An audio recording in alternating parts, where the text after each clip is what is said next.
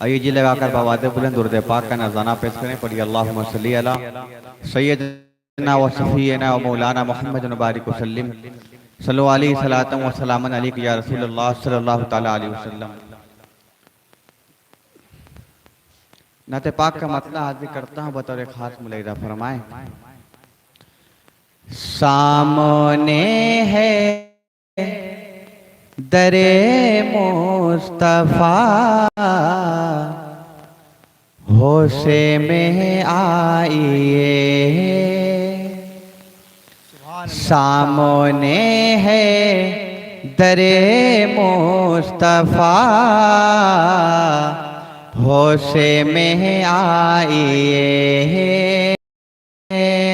सामने है दरे मुस्तफा, सामने है दरे मुस्तफा, होश में आइए, होश में आइए। आई लातर फ़ाओ की सदा, होश में आइए। और ये भी शेर बतौर खास मेरा फरमाए। रब ने जिब्रील से ये कहा, होशे में आइए। हक ने जिब्रील से ये कहा, होशे में आइए। हक ने जिब्रील से ये कहा, हक ने जिब्रील से ये कहा, होश में आइए, होश में आइए। आ गया सिदरतुल मुंतहा, होश में आइए। आ गया सिदरतुल मुंतहा, होश में आइए। और ये भी शेर बतौर फरमाए कि अपने जैसा न कहिए बशर, अरे वो है खैरुल बशर। अपने जैसा न कहिए बशर, वो है खैरुल बशर। अपने जैसा न कहिए बशर, अपने जैसा न कहिए बशर, वो है खैरुल बशर, वो है खैरुल बशर। हम कहाँ और कहाँ मुस्तफा, होश में आइए। हम कहाँ और कहाँ मुस्तफा, होश में आइए। सामने है दरे मुस्तफा, होश में आइए। और मक्का बन भी दुआओं के साथ मिलेगा फरमाए कि जलवा फरमा है सिद्दीक़ भी, और फारूक भी। जलवा फरमा है सिद्दीक़ भी, और फारूक भी। जलवा फरमा है सिद्दीक़ भी, जलवा फरमा है सिद्दीक़ भी, और फारूक भी, और फारूक भी। है सजर हुजरे आयशा, होश में आइए। है सजर हुजरे आयशा, होश में आइए। जी लगाकर मवाद बुलंद दुरूद पाक का नज़ाना पेश करें। पढ़िए अल्लाहुम्मा सल्ली अला सय्यदना व सफ़ीना मौलाना मुहम्मद बारिक वसल्लम सल्लल्लाहु अलैहि सलातम व सलामुन अलैका या रसूलल्लाह सल्लल्लाहु तआला अलैहि वसल्लम। मनकबत इमाम अली मकाम सैयदना इमाम हसन अली सलाम की बारगाह में कुछ शेर पेश करता हूँ। बतौर खात्मे फरमाएं, ये शान मर्तबत मेरे हजरत हसन की है, ये शान मर्तबत मेरे हजरत हसन की है, हजरत हसन की है। ये शान मर्तबत मेरे हजरत हसन की है, हजरत हसन की है, हजरत हसन की है। वाजिब हर अहले हक पे मवद्दत हसन की है, वाजिब हर अहले हक पे मवद्दत हसन की है। और ये भी शर्मुलेदा फरमाएं, दीदार जिसमें होता है, दीदार जिसमें होता है हुस्न रसूल का, दीदार जिसमें होता है हुस्न रसूल का, दीदार जिसमें होता है हुस्न रसूल का, हुस्न रसूल का, हुस्न रसूल का। वो बेगुबार आईना सूरत हसन की है, वो बेगुबार आईना सूरत हसन की है। और ये भी शेर मुलाहिदा फरमाएं, ये शान मर्तबत मेरे हजरत हसन की है, कर दे मुलूकियत को खिलाफत से जो अलग, कर दे मुलूकियत को खिलाफत से जो अलग, कर दे मुलूकियत को खिलाफत से जो अलग, खिलाफत से जो अलग, खिलाफत से जो अलग, वो नक्श इम्तियाज खिलाफत हसन की से इम्तियाज खिला। न बुनिहाज सैयदो आका की है सनद, इन बुनिहाज सैयदो आका की है सनद, इन बुनिहाज सैयदो आका की है सनद, आका की है सनद, आका की है सनद। सोचो कि कैसी शान से आदत हसन की है, सोचो कि कैसी शान से आदत हसन की है। और मक्ते का बन भी दुआओं के साथ मेरा फरमाए, पढ़ता हूँ जब सईफ खल के नबी नशीर, पढ़ता हूँ जब सईफ खल के नशीर, पढ़ता हूँ जब सईफ खुल के नबी नशीर, पढ़ता हूँ जब सईफ खुल के नबी नशीर, खुल के नबी नशीर, खुल के नबी नशीर। लगता है हो बहू यही सीरत हसन की है, लगता है हो बहो यही सीरत हसन की है, ये शान मर्तबत मेरे हजरत हसन की है। अस्सलामु अलैकुम व रहमतुल्लाहि व बरकातहू। सुभान अल्लाह, सुभान अल्लाह। ये थे जनाब मोहम्मद आरिफ अशरफी साहब, जो बेहतरीन लबो लहजे में अपने अशार को आप तक पहुंचा रहे थे और आप तमामी हज़रात महसूस हो रहे थे। ये अहले बैत अतहार की शानो मनकब, उनके फ़ज़ाइल को मनाकिब सुनने और सुनाने का इजलास है।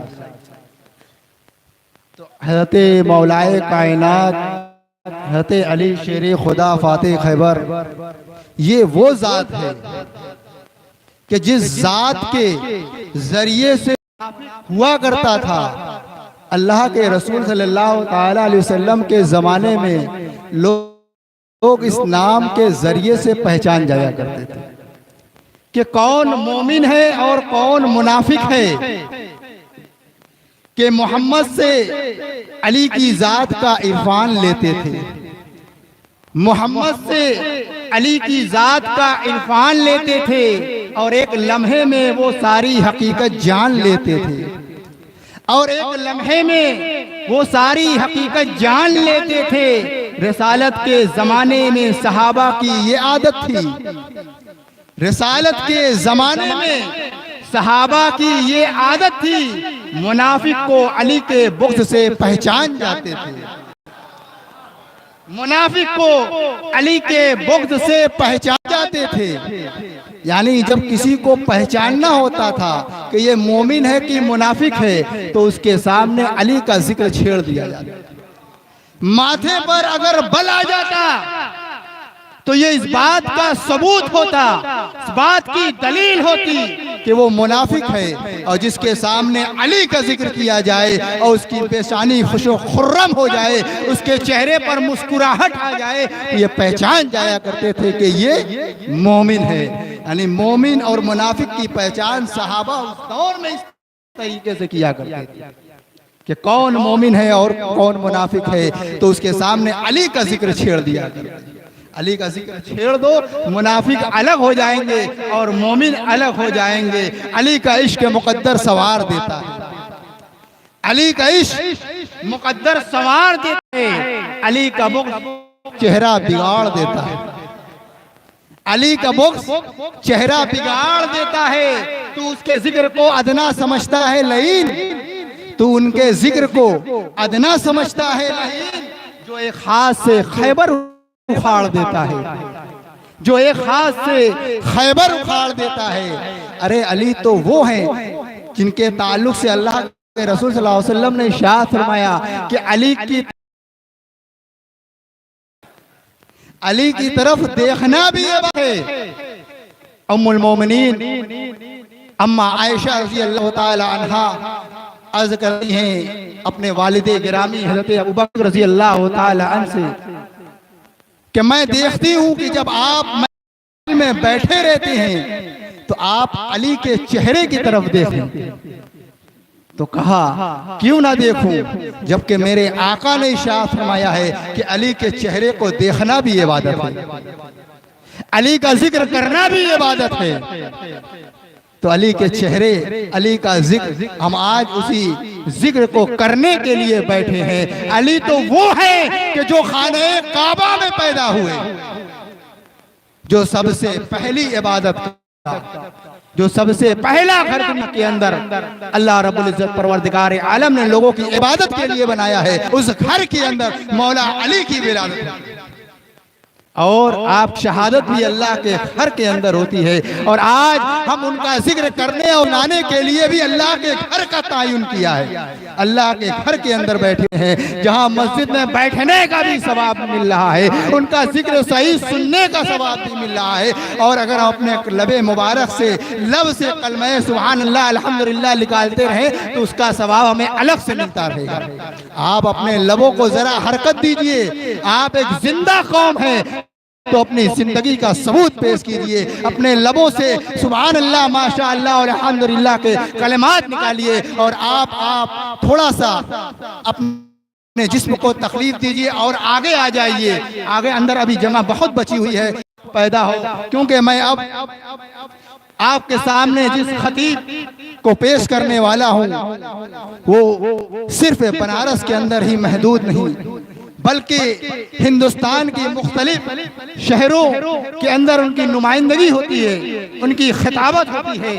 मेरी मुराद नाशिके सुखन वराने बनारस, वकारे गौहराने इल्म फन हज़रत अल्लामा व मौलाना नसीर अहमद नसीर सिराजी ज़ियाई मदज़िल्लहुल आली नाज़िम आला जामिया अरबिया ज़िया उलूम से है। मैं हज़रत की बारगाह में बड़े अदब व एहतराम से गुजारिश करता हूँ कि हज़रत कुर्सी खिताबत पर रौनक अफरोज़ हों और अपनी ईमानी इरफानी हक़ानी बयानात से तमाम शामीन के क़ुलूब को मुनव्वर मुजल्ला फरमाएँ।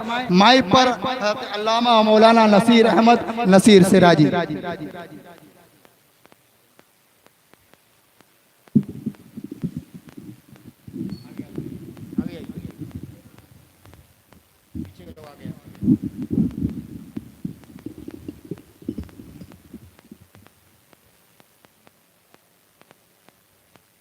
दरमियान की जगह क्यों खाली है? पीछे के लोग आगे आए।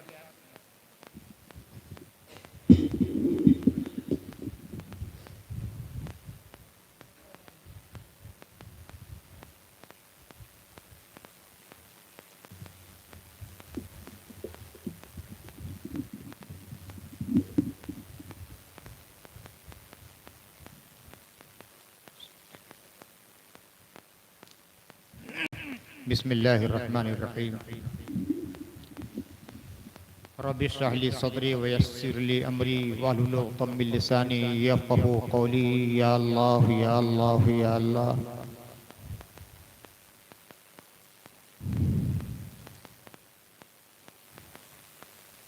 लकल हम्दु या अल्लाह व लकल शुक्र या अल्लाह।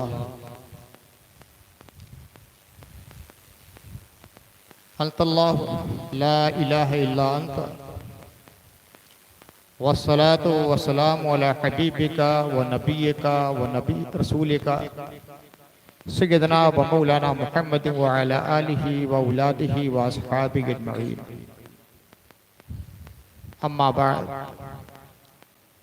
फ़क़द क़ाल अल्लाहु तबारक व तआला फ़िल क़ुरआनिल मजीद। अऊज़ु बिल्लाहि मिनश शैतानिर रजीम। बिस्मिल्लाहिर रहमानिर रहीम। इन्नमा युरीदुल्लाहु लियुज़हिबा अन्कुम रिस्सा अहलल बैति व युत्तहिरकुम तत्हीरा। सुभानअल्लाह। सदक़ल्लाहुल अलीयुल अज़ीम। व बल्लगना रसूलुहुन नबियुल अमीनुल करीम व नहनु अला ज़ालिका लमिनश शाहिदीना वश्शाकिरीना वल्हम्दुलिल्लाहि रब्बिल आलमीन।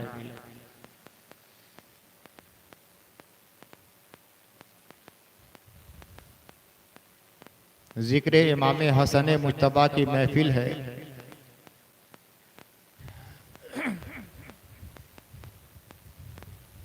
किसी भी नमाज की कबूलियत के लिए और उसकी तकमील के लिए ज़रूरी और लाजमी है कि नबी और आले नबी पे दरूद पढ़ा जाए।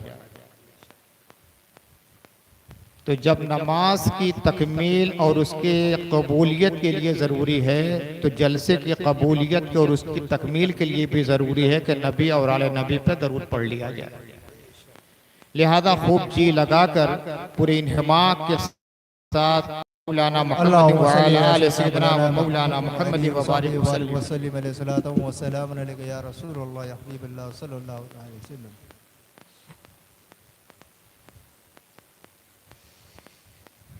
जब से मैं आया हूँ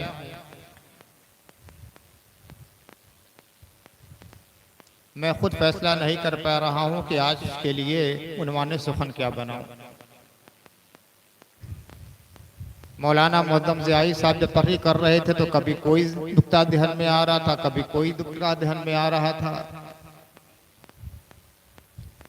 और जब हज़रत मौलाना साहब निकाबत के लिए खड़े हुए अशार पेश कर रहे तो कुछ और मौजूद ज़हन में आ रहा है।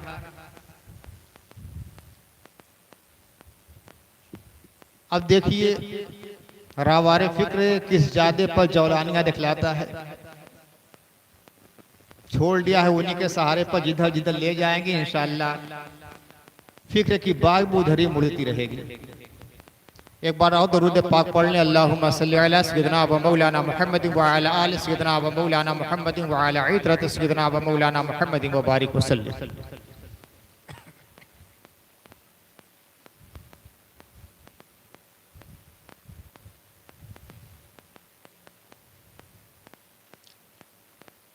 आए अहले बैत, अल्लाह तो बस ये चाहता है कि तुमसे हर किस्म का रिज से दूर कर दे और तुम्हें खूब पाक बना दे। ये उस आयत के तर्जुमा है जो मैंने खुतबे के बाद तिलावत की है।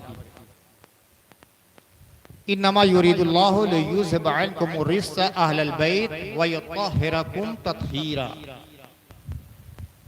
आए अहले बैत, अल्लाह का इरादा ये है, अल्लाह की मनशा ये है, अल्लाह की चाहत ये है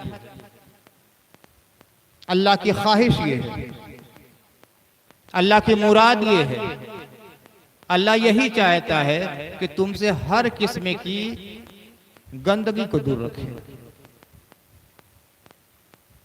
हर किस्म की गंदगी। और जब अकायद के बाब में और अखलाकियात के बाब में रिस्क का इस्तेमाल होता है तो ये ज़ाहिरी गंदगी नहीं होती। झूठ भी एक गंदगी है, फरेब भी एक गंदगी है, नफसानियत भी एक गंदगी है, बुलहवसी भी एक गंदगी है, खयानत भी एक गंदगी है, कज़्ज़ाकी भी गंदगी है, गीबत भी गंदगी है, जुल्म भी गंदगी है, इस्तिबदाद भी गंदगी है, इस्तेसाल भी गंदगी है, मखलूक़ात के लिए बुरा चाहना भी गंदगी है। तो अल्लाह चाहता है कि ऐ अहले बैत इन चीजों को तुमसे दूर रखे। ना अकायद की गंदगी तुम्हारे पास रहेगी, ना अमाल की गंदगी रहेगी, ना अखलाकियात की गंदगी रहेगी, ना मामलात की गंदगी रहेगी, पाकी ही पाकी रहेगी, तहारत ही तहारत रहेगी। वो यताहिरकुम तत्हीरा, तुम्हें पाक कर दे। अब पाक के जितनी तजल्लियात और शऊर हैं सब इस लफ्ज के अहाते में आ जाती हैं। सिद्क़ पाकी है, सच्चाई पाकी है, अमानतदारी पाकी है, इबादत गुजारी पाकी है, तक़वा पाकी है, अच्छे मामलात पाकी है, लोगों का भला चाहना पाकी है, खैर खाही पाकी है, बेलौसी पाकी है, नफसानियत से गुरेज पाकी है, अल्लाह का जिक्र पाकी है, रसूल पे सलातो सलाम पाकी है, उम्मत की खैर खाही पाकी है। और अल्लाह ये चाहता है कि बैत के अंदर पाकी के तमाम शुगलों तजल्लियात पैदा रहे। तो अल्लाह की ये मंशा है और अल्लाह की शान ये है कि कुरान कहता है कि अल्लाह जब किसी चीज के लिए चाहता है, इरादा करता है तो कहता है कुन हो जा, फयकून, वो चीज आलम ज़ुहूर में आ जाती है। सिर्फ कुन कहना है। हम चाहें, आप चाहें, ये चाहे, वो चाहे, पूरा हो ना हो। वालमु अल्लाह यहूलु बैनल मर्इ व क़ल्बिही, इरादा इलाही इरादा मखलूक के दरमियान हायल हो जाता है। इंसान अपने दिल में कुछ ख्याल और मंसूबा बनाता है, इरादा इलाही हायल हो गया, मंसूबा नाकाम हो गया। बाप ने इरादा किया था कि बेटी की शादी खूब शौक से करूंगा, तैयारी पूरी लगी है। एक दिन पहले बाप का इंतकाल हो गया। सोचा था बहुत अच्छा मकान बनाऊंगा, सारे लवादिमात खरीद कर रख दिए, अभी बुनियाद पड़ी थी, इंतकाल हो गया। वालमु अन्नल्लाह यहूलु बैनल मर्इ व क़ल्बिही, दिल के मंसूबे दिल में धरे रह जाते हैं, इरादे इलाही का निफाज हो जाता है। तो अल्लाह जब चाहता है किसी चीज के लिए कि हो, कहता है हो जा, कुन फयकून, हो जाती है। तो बस कुन कह दिया होगा, सब पाक, और ऐसे पाक कि हमेशा के लिए पाक। सैयदा फातिमा भी पाक, मौलाए कायनात भी पाक, हसन मुत्तबा भी पाक, इमाम हुसैन शहीद करबला भी पाक, तमाम अहले बैत पाक ही पाक, इसलिए कि अल्लाह का इरादा है। एक होता है हम अपने वजूद को पाक करें, हम अपने वजूद को पाक करें, अपने जाहिर को पाक करें, अपने बातिन को पाक करें, अपने अकीदे को पाक करें, अपने अमाल को पाक करें, अपने मामलात को पाक करें, अपनी अखलाकियात को पाक करें। हमारा इरादा है पूरा हो ना हो, मगर वो अल्लाह चाहता है कि पाक करे तो पाक हो गए। अहले बैत का मामला यह है कि इनको पाक रखना अल्लाह चाहता है और इनसे गंदगियों को दूर रखना अल्लाह चाहता है, लिहाजा वो हर तरीके से पाक है। नफसानियत बहुत बड़ा रिश्ते है, नफसानियत बहुत बड़ा रिश्ते है, बल्कि हर किस्म के दाखिली रिश्ते की बुनियाद नफसानियत पर होती है। बेजा ख्वाहिशात, मौलूकियत भी एक बहुत बड़ी नफसानियत है। मौलूकियत का पाये तख्त जब बिछाया जाता है, इंसानी लाशों पर बिछाया जाता है। मौलूकियत हमेशा परचय शोले सुर्ख के साए के नीचे से आगे बढ़ी है। मुलूकियत हमेशा इंसान का लहू पी पी कर शबाब हासिल करती है। मुलूकियत जब भी आती है तो इंसानियत ताराज होती है। मुलूकियत जब भी आती है तो बस्तियां वीरान होती हैं। मुलूकियत जब भी आती है तो बेवाओं को, औरतों को बेवगी से दो चार होना पड़ता है। मुलूकियत जब भी आती है तो बच्चे दागे यतीमी अपने माथे पे सजा लेते हैं। मुलूकियत जब भी आती है तो इंसान के खून से जमीन लालाजार बनती है।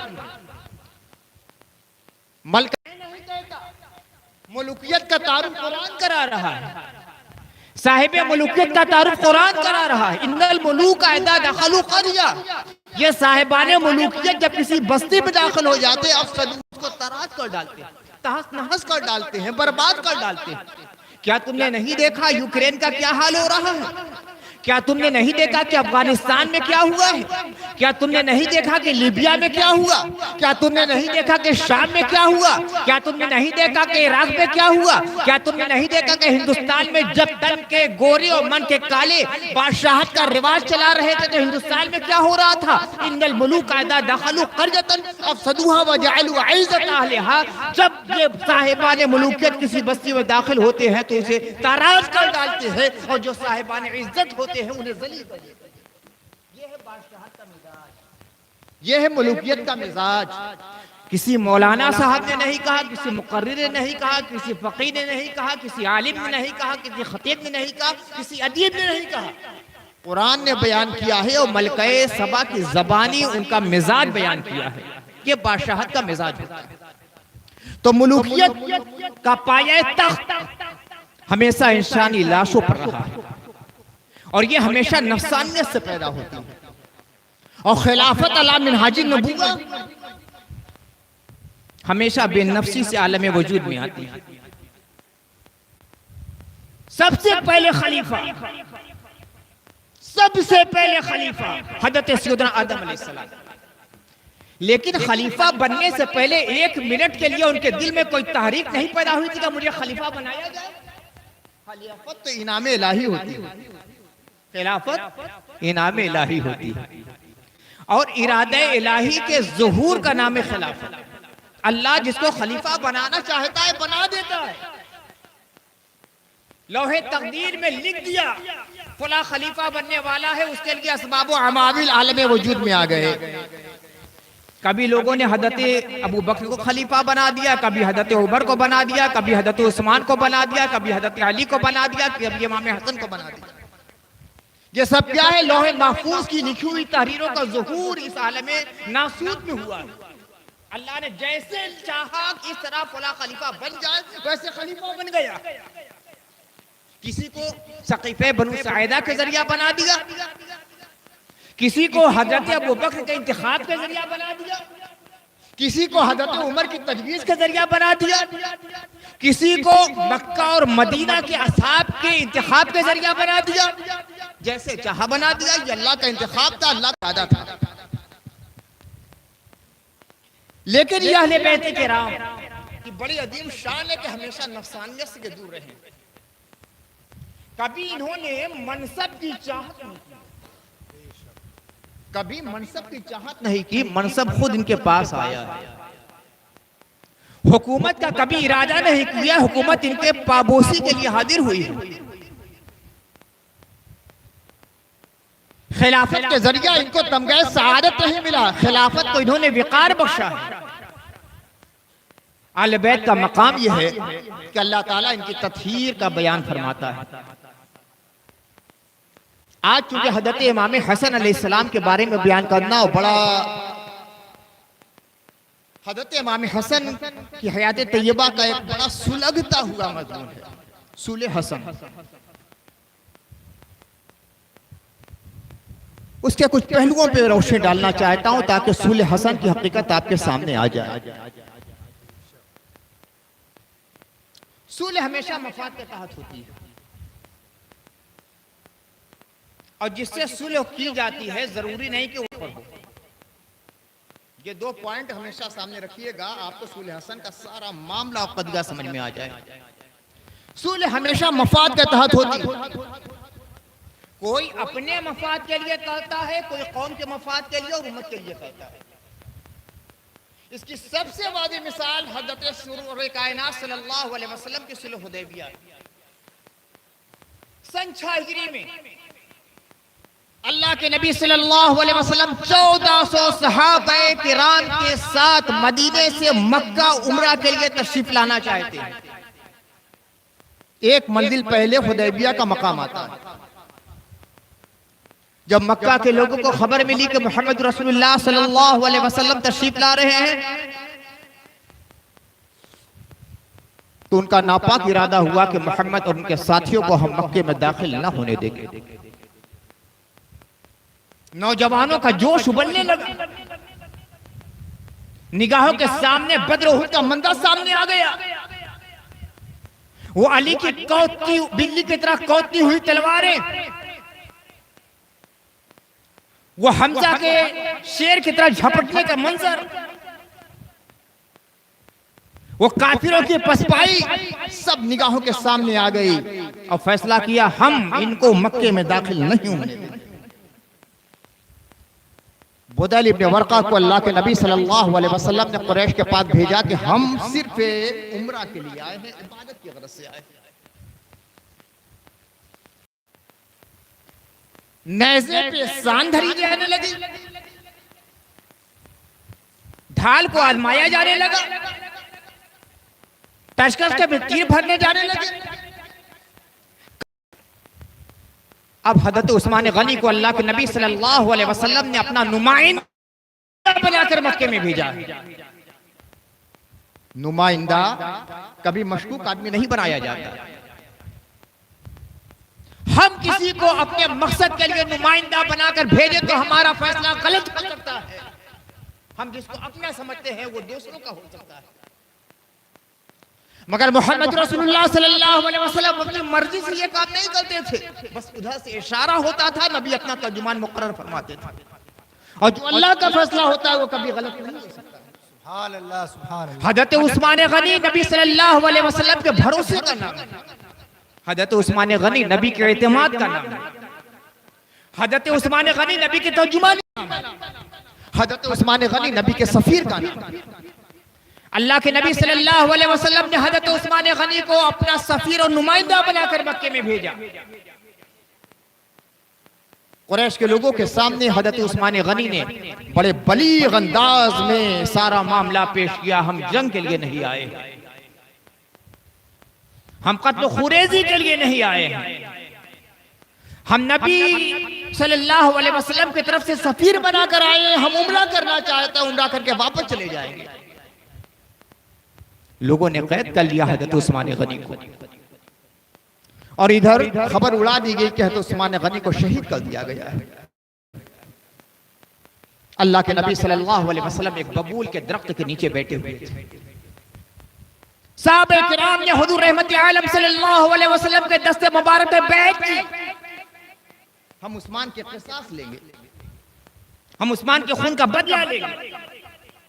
हमारे सफीर को शहीद किया गया है, मुस्तफा के नुमाइंदा को शहीद किया है, हम बदला लेंगे। अल्लाह के नबी सल्लल्लाहु अलैहि वसल्लम दरख्त के नीचे तशरीफ फरमा है। सहाबा किराम बैत कर रहे हैं। इन्नल लदीना युबाइऊनका इन्नमा युबाइऊनल्लाह यदुल्लाहि फौका अयदीहिम। ऐ नबी, जो लोग आपसे बैत कर रहे हैं वो आपसे नहीं अल्लाह से बैत कर रहे हैं, उनके हाथ पर अल्लाह का हाथ है। सहाबा आ रहे हैं, बैत कर रहे हैं, आ रहे हैं, बैत कर रहे हैं, आ रहे हैं, बैत कर रहे हैं। सवाल ये होता है, जब हमारे नबी साहिब इल्म गैब थे तो बैत लेने की वजह क्या है? ये वाकया बतला रहा है कि नबी को इल्म गैब नहीं है। अगर इल्म गैब होता तो रसूल फरमा देते कि मेरा उस्मान तो बाहयात है, कैद में है, छूट जाएगा, बैत करने की जरूरत नहीं। लेकिन इस वाकये के पहलू पर लोगों ने निगाह नहीं डाली। अगर वाकई पूरे वाकये को इश्क की निगाह से देखते तो समझ में आया था कि मेरा रसूल आलिम गैब है। एक होती है इश्क की निगाह, एक होती है फिस्क की निगाह।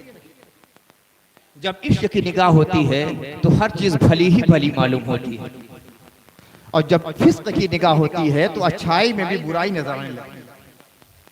सहाबे किराम ने बैत कर ली। ये बैत जिहाद हो रही है, बैत वफा हो रही है।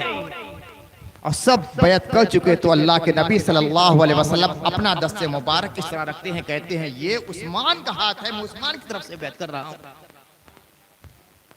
जरा पूछा जाए उन लोगों से, क्या मुर्दा लोगों की तरफ से भी बैत की जाती है जंग की? नबी सल्लल्लाहु अलैहि वसल्लम का हजरत उस्मान की तरफ से बैत करना खुद बतला रहा है कि अल्लाह के महबूब को मालूम था कि मेरा उस्मान बाहयात है। यहाँ तो जायजा ये लेना था कि कितना ज्यादा इनके अंदर जोश ईमानी है और उनके वलवले ईमानी को और हमें अंगेज करना था, ताकि लोगों को मालूम हो जाए कि नबी के सहाबा 1400 हैं, मगर ऐसे 1400 है कि 14,000 पर भारी हो सकते हैं। सुभान अल्लाह, सुभान अल्लाह। हुजूर रहमत आलम सल्लल्लाहु अलैहि वसल्लम के हाथ पे बैत कर ली गई। अब जब उन्हें मालूम हुआ कि सहाबे किराम के अंदर वो जोश ईमानी है कि पूरा मक्का रसूल का दुश्मन बना हुआ है, उनके 1400 हैं मगर जंग के लिए तैयार हैं, तो उनका हौसला खुद पस्त होने लगा। सुहैल इब्न अम्र जो कि ताइफ का रईस आज़म था, बड़ा तजर्बाकार, और उस वक्त वो हल्का बगोशी इस्लाम नहीं, उन्होंने कहा कि ऐ लोगों, मैंने बड़ी खुरेजिया देखी है, जलते हुए घर मैंने देखे, तड़पते हुए लाशें मैंने देखे हैं, औरतों की बेवगी का मुशाहिदा मैंने किया है, यतीम होने वाले बच्चों की सिसकियां मेरे कानों में गुजर रही हैं,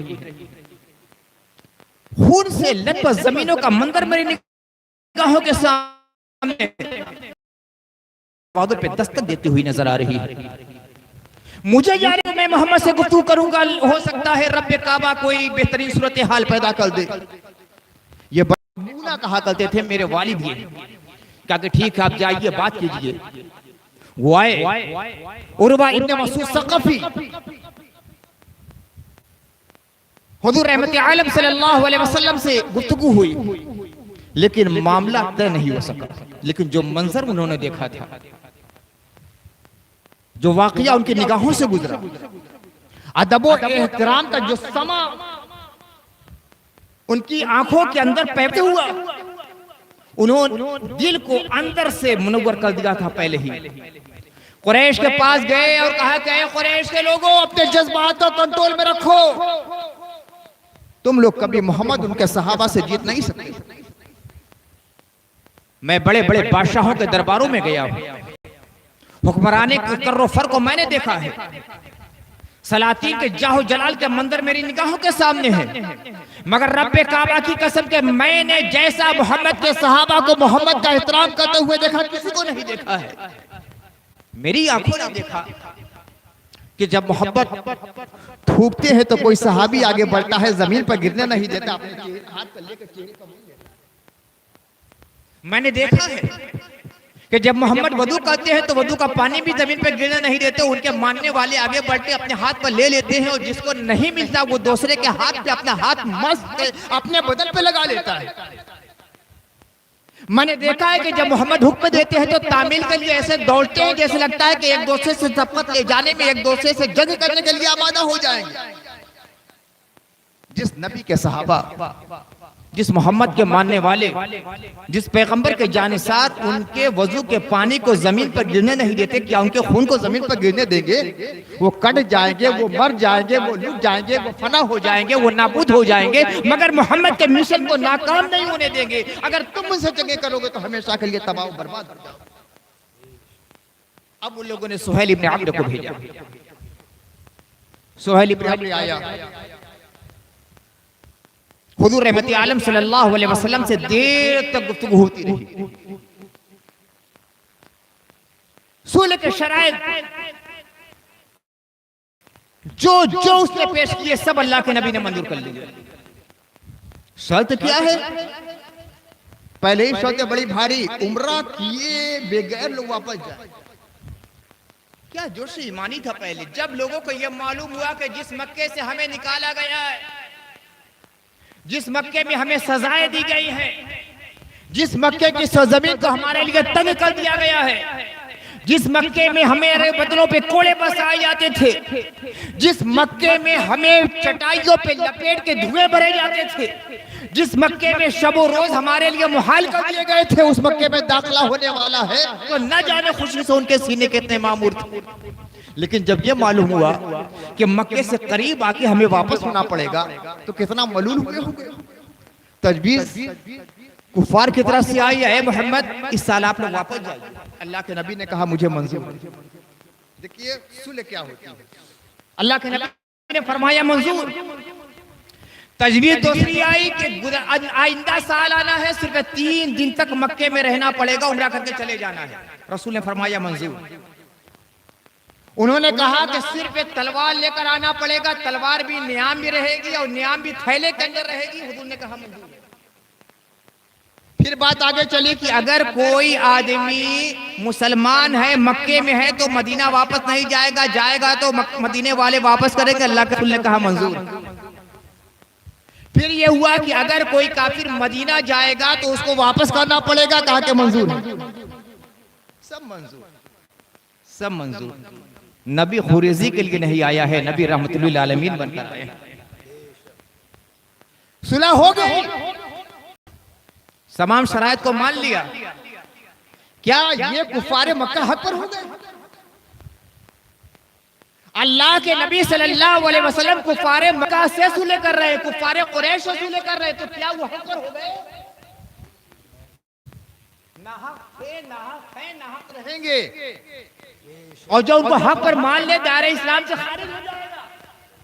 तो सुलह किसी से कर ली जाए तो इसका मतलब कतई ये नहीं होता है कि जो हमारे सामने का आदमी हमारा मुखालिफ वो हक पर है। हमेशा सुलह मफाद के तहत होती है। ये 1400 सहाबा है, वो पूरा मक्का है, सारे कुफार या धावा बोल लेकर तो ना जाने अंजाम कार क्या होगा। बज़ाहिर तो दब कर सुलह कर ली। सहाबा किराम को मलाल भी था। हजरत उमर ने सबसे ज्यादा मलाल का इजहार अल्लाह के नबी सल्लल्लाहु अलैहि वसल्लम से किया। सब कुछ हुआ, मगर कुरान क्या कहता है, वह असाबहु फतहन करीबा। अल्लाह ताला ने बहुत जल्द आने वाली फतह उनके हिस्से में रख दी। बज़ाहिर तो लग रहा है दब तो सुलह कर ली, मगर उसके बाद क्या हुआ, इन्ना फतहना लका फतहम मुबीना, हमने आपको खुली हुई फतह अता की है, मक्का फतह हो गया। तो इस चीज को अच्छी तरह आप ध्यान में रख लीजिए कि किसी मुखालिफ से या किसी गैर हक से सुलह करने का मतलब कभी नहीं होता है कि वो हक पर हो। जो नाहक था वो नाहक है, जो बातिल था वो बातिल है, जो बागी था वो बागी है, जो तागी था वो तागी। सुभान अल्लाह, मफाद के तहत होती है। तो जिस तरह अल्लाह के नबी सल्लल्लाहु अलैहि वसल्लम ने मफाद के तहत सुलह फरमाई, नबी के लाडले ने उसी तरह सुलह फरमाई थी। नबी के लाडले ने भी सुलह फरमाई थी।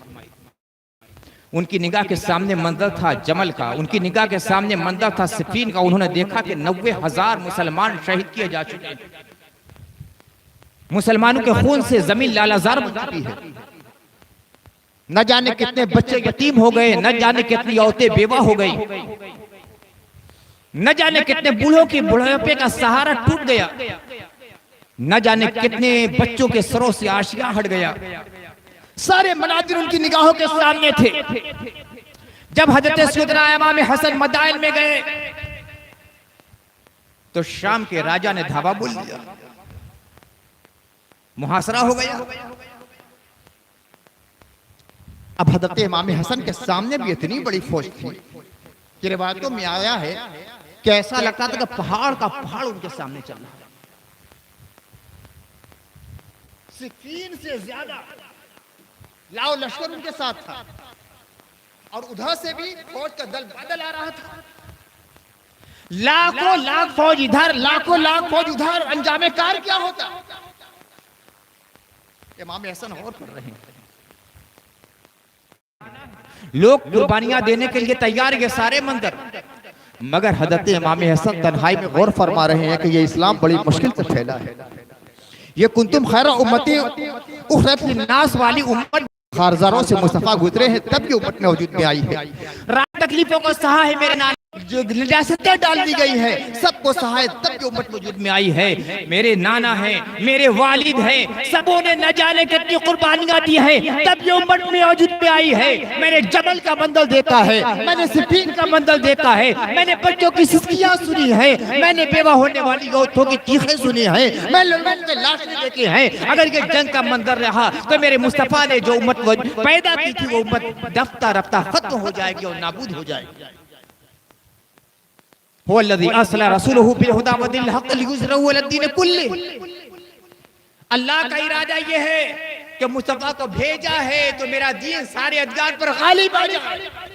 जब दुनिया में मेरे रसूल के दीन का कोई मुबल्लिग नहीं रहेगा तो गलबा कैसे होगा? मेरी खिलाफत, मेरी हुकूमत कोई चीज नहीं है। अब देखिए यही नफसानियत की कुर्बानी, यही नफसानियत की कुर्बानी। हजरत इमाम हसन फैसला कर लेते हैं कि नहीं, जंग नहीं होगी।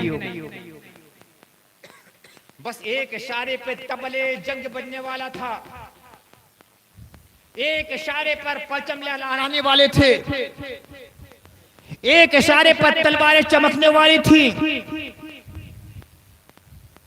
एक इशारे पर नेज़ों की अन्य जगमगाने वाली थी, एक इशारे पर तीरों की बारिश होने वाली थी, एक इशारे पर रन पड़ने वाला था, एक इशारे पर हरबी घोड़ों की टापों से जमीन गूंजने वाली थी।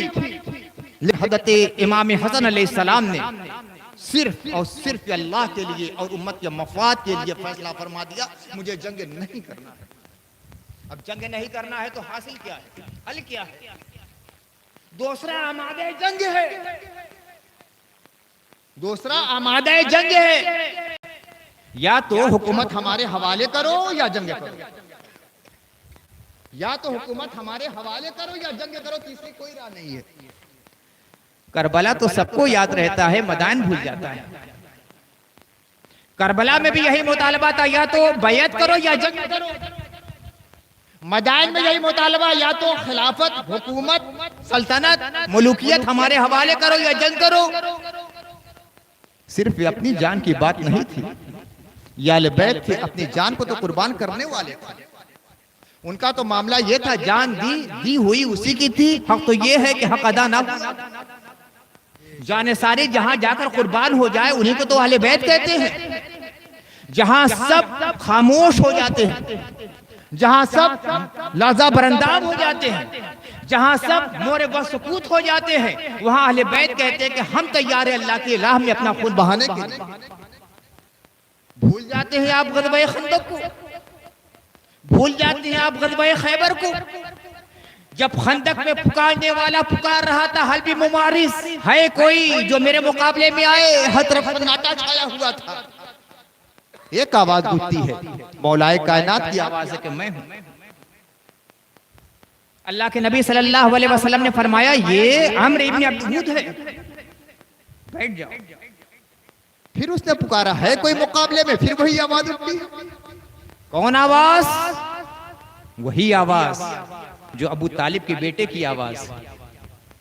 क्या अबू तालिब के घर में जब ज़ावते ज़ुलअशीरा थी और अल्लाह के नबी ने कहा था, ऐ लोगों, मैं वो पैगाम लेकर आया हूं कि अगर तुम उसको कबूल कर लोगे तो अरब तुम्हारे ज़ेरे नदी हो जाएगा, और जब तुम्हारे सामने सर झुकाएगा कौन इस दावत को कबूल करता है? हर तरफ सन्नाटा छाया हुआ था। एक 13 साल का लड़का खड़ा होता है, कहता है, मेरी पिल्लियां कमजोर हैं, मेरी उम्र कम है, मेरी आंखों में आशोब चश्मे है, मगर या रसूल अल्लाह मैं हर महाज पर आपका साथ देने के लिए तैयार हूं। सुभान अल्लाह। तालिब के बेटे ने अबू तालिब के घर में अबू तालिब की दावत खाकर और खिलाकर जो मुआहदा किया था, या रसूल अल्लाह मैं तैयार हूं, तो कदम कदम पे साथ दिया। और यही अली कभी हसन बन जाता है, कभी हुसैन बन जाता है, कभी जैनब बन जाता है, कभी ज़ैनुल आबदीन बन जाता है। वही अली की कैफियतें हैं, वही अली के सिफात है, वही अली के शयून तजल्लियात है जो रंग रंग में जाहिर होती। कभी बाक़िर बन जाता है, कभी जाफर सादिक बन जाता है, कभी हसन अस्करी बन जाता है, कभी मूसा कादिम बन जाता है, कभी हादी बन जाता है, और कभी महदी बनकर आएगा तो सारी कायनात। हज़रत इमाम हसन कहते हैं, तुम्हें हुकूमत चाहिए, ले जाओ, हुकूमत चाहिए, ले जाओ। मुझे अपने नबी की उम्मत का लहू नजर आ रहा है। नफसानियत नाम की तो कोई चीज है ही नहीं। हज़रत शाह वलीउल्लाह मुहद्दिस देलवी, वे वो शख्सियत है जिसको कहा जाए कि हिंदुस्तान में ऐसा कोई आलिम पैदा नहीं हुआ है तो बेजा नहीं हुआ। इतना जामे आलिम, इतना साहिब फरासत आलिम, चाहे देवबंदी हजरात हो, बरेलवी हजरात हो, सब इनको इमामुल हिंद मानते हैं। वो फरमाते हैं कि एक निस्बत है, निस्बतो कसरी नफ्स व तबर्रुअ यानी शहवात व अन हुजूज़िहा व युसम्मीहा सय्यदुल वालिद निस्बत अहलिल बैत। फरमाते एक निस्बत है जो फनाए नफ्स की निस्बत है। नफ्सानियत कुछ नहीं है, अपने नफ्स को तोड़ डालना, नफ्स शिकनी की निस्बत या कसरत नफ्स या कसरी नफ्स, निस्बतो कसरी नफ्स, कसरे नफ्स की निस्बत है, खुद शिकनी की निस्बत है। वह तबर्रुअ अन हुजूज़िहा, और जो नफ्स की ख्वाहिशात है उससे बिल्कुल दस्तबरदार हो जाना। फरमाते मेरे वालिद गिरामी इस निस्बत को कहते हैं कि निस्बत अहले बैत है। खुद शिकनी हो जाए, नफ्स शिकनी पैदा हो जाए, नफ्सानियत नाम की कोई चीज ना रहे। तो हजरत इमाम हसन अलैहिस्सलाम ने मुआहदा कर लिया, सुलह कर ली और अपनी हुकूमत से दस्तबरदार हो गए, हुकूमत से दस्तबरदार हो गए। अब कभी ये मत कहना कि जब हुकूमत से दस्तबरदार हो गए और सुलह कर लिए तो दूसरे हक पर हो गए। और अगर ये कहना हो तो उससे पहले ये कहना पड़ेगा कि अल्लाह के रसूल ने सुलह हुदैबिया में जो काफिरों से सुलह कर ली उसके बारे में आप क्या फतवा इरशाद फरमाते हैं मुफ्ती साहब? पहले सुलह हुदैबिया के बारे में फतवा इरशाद फरमा दीजिए, फिर सुलह हसन के बारे में फतवा इरशाद फरमा दीजिएगा सराखों पर। जो फतवा यहाँ लगेगा वही फतवा वहां भी लग जाएगा। सुलह का मतलब कभी यही नहीं होता है कि हमारा मुखालिफ हक पर है। सुलह का मकसद होता है उम्मत का मफाद, और ये वो हकीकत है जो हजरत इमाम हसन ने खुद बयान फरमाई। सुलह हो गई, लिखा पढ़ी हो गई, तमाम शराइत हजरत इमाम हसन ने लिख दिए, और उन शराइत में से एक बड़ी अहम शर्त ये थी कि किसी भी इराकी को गिरफ्तार नहीं किया जाएगा और मेरे वालिद गिरामी पर जो सब्बो लान किया जाता है वो बंद किया जाएगा। जो गाली दी जाती है मेरे वालिद गिरामी को और जो लानत की जाती है वो बंद कर दी जाए। दस्तखत हुआ, इमाम हसन का भी दस्तखत, अमीर शाम का भी दस्तखत, हमद इब्न आस का भी दस्तखत, यानी मान लिया कि हाँ गाली देने का सिलसिला कायम है। वरना ये होना चाहिए था कि कौन गाली देता है मौलाए कायनात को, कौन लानत का, नहीं नहीं ये सब नहीं, कबूल किया कि हाँ नहीं होगा, यानी मान लिया कि होता है। शरायते सुलह को कबूल कर लेना इस बात का खुद इकरार है कि हाँ होता है, और हम रोकेंगे कि नहीं होगा, मगर सब हुआ उससे ज्यादा हुआ। ये मेरा आज का मौजू कतन नहीं। तो सुलह का मतलब ये होता है कि मफाद के तहत जब शरायते सुलह पर दस्तखत हो गई तो अम्र इब्न आस ने कहा कि हसन से कहिए कि थोड़ा सा तकरीर भी कर दे। यानी ये सोचा कि अब तकरीर करेंगे, अवाम के सामने कह दे मैंने छोड़ दिया तो सारे खिलाफात खत्म हो जाएंगे और जो फिलहाल जो हुक्मरां हो गए उनकी मोहब्बत दिल में पैदा हो जाएगी। मगर वो हसन है, हसन वो बाबे मतुल इल्म के साहबजादे और वारिस इल्मी हैं, जानशीन हैं। चंद जुमलों में मानी का समुद्र इकट्ठा कर दिया, चंद नासिहाना बातें, और फिर फरमाया कि ये अम्र खिलाफत या तो मेरा हिस्सा है, हक है जो मैं समझता हूं, या इनका हिस्सा है जैसा कि ये समझते हैं।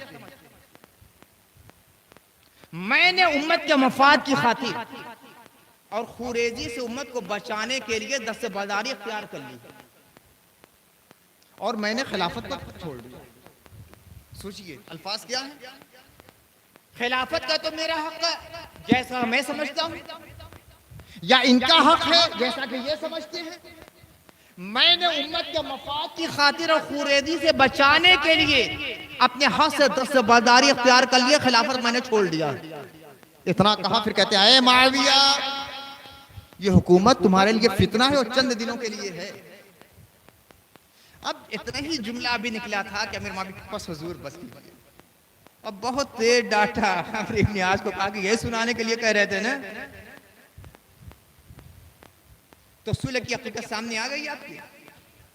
अब फिर आइए सुलह हुदैबिया की तरफ। संछा का वाकया मैंने बयान किया है और इस शरायत सुलह में ये था कि इस साल चले जाएं, आइंदा साल आए। सन 7 हिजरी में अल्लाह के नबी सल्लल्लाहु अलैहि वसल्लम उम्रतुल क़ज़ा के लिए तशरीफ ले जाते हैं। हदीस की तमाम किताबों में तफसील के साथ लिखा हुआ उम्रतुल क़ज़ा। अब जितने सहाबा को मालूम था उस वक्त, जितने बाहया सहाबा थे और सफर कर सकते थे, सब अल्लाह के नबी के साथ हुआ। एक जोश था, एक बलबला था, एक उमंग थी, एक जज्बा था। सब के सब अल्लाह के नबी सल्लल्लाहु अलैहि वसल्लम की हम रिकाबी की सारत हासिल करना चाहते थे। सब हुजूर के साथ हो गए। अल्लाह के नबी सल्लल्लाहु अलैहि वसल्लम उम्रे से फारिग हुए, मदीने के लिए अब वापस जाने लगे। हदरत सिद्दुश्शुहदा, शेर खुदा, अमीर हमजा रज़ियल्लाहु ताला अन्हु की साहबजादी, यतीम साहबजादी हदरत उमामा आकर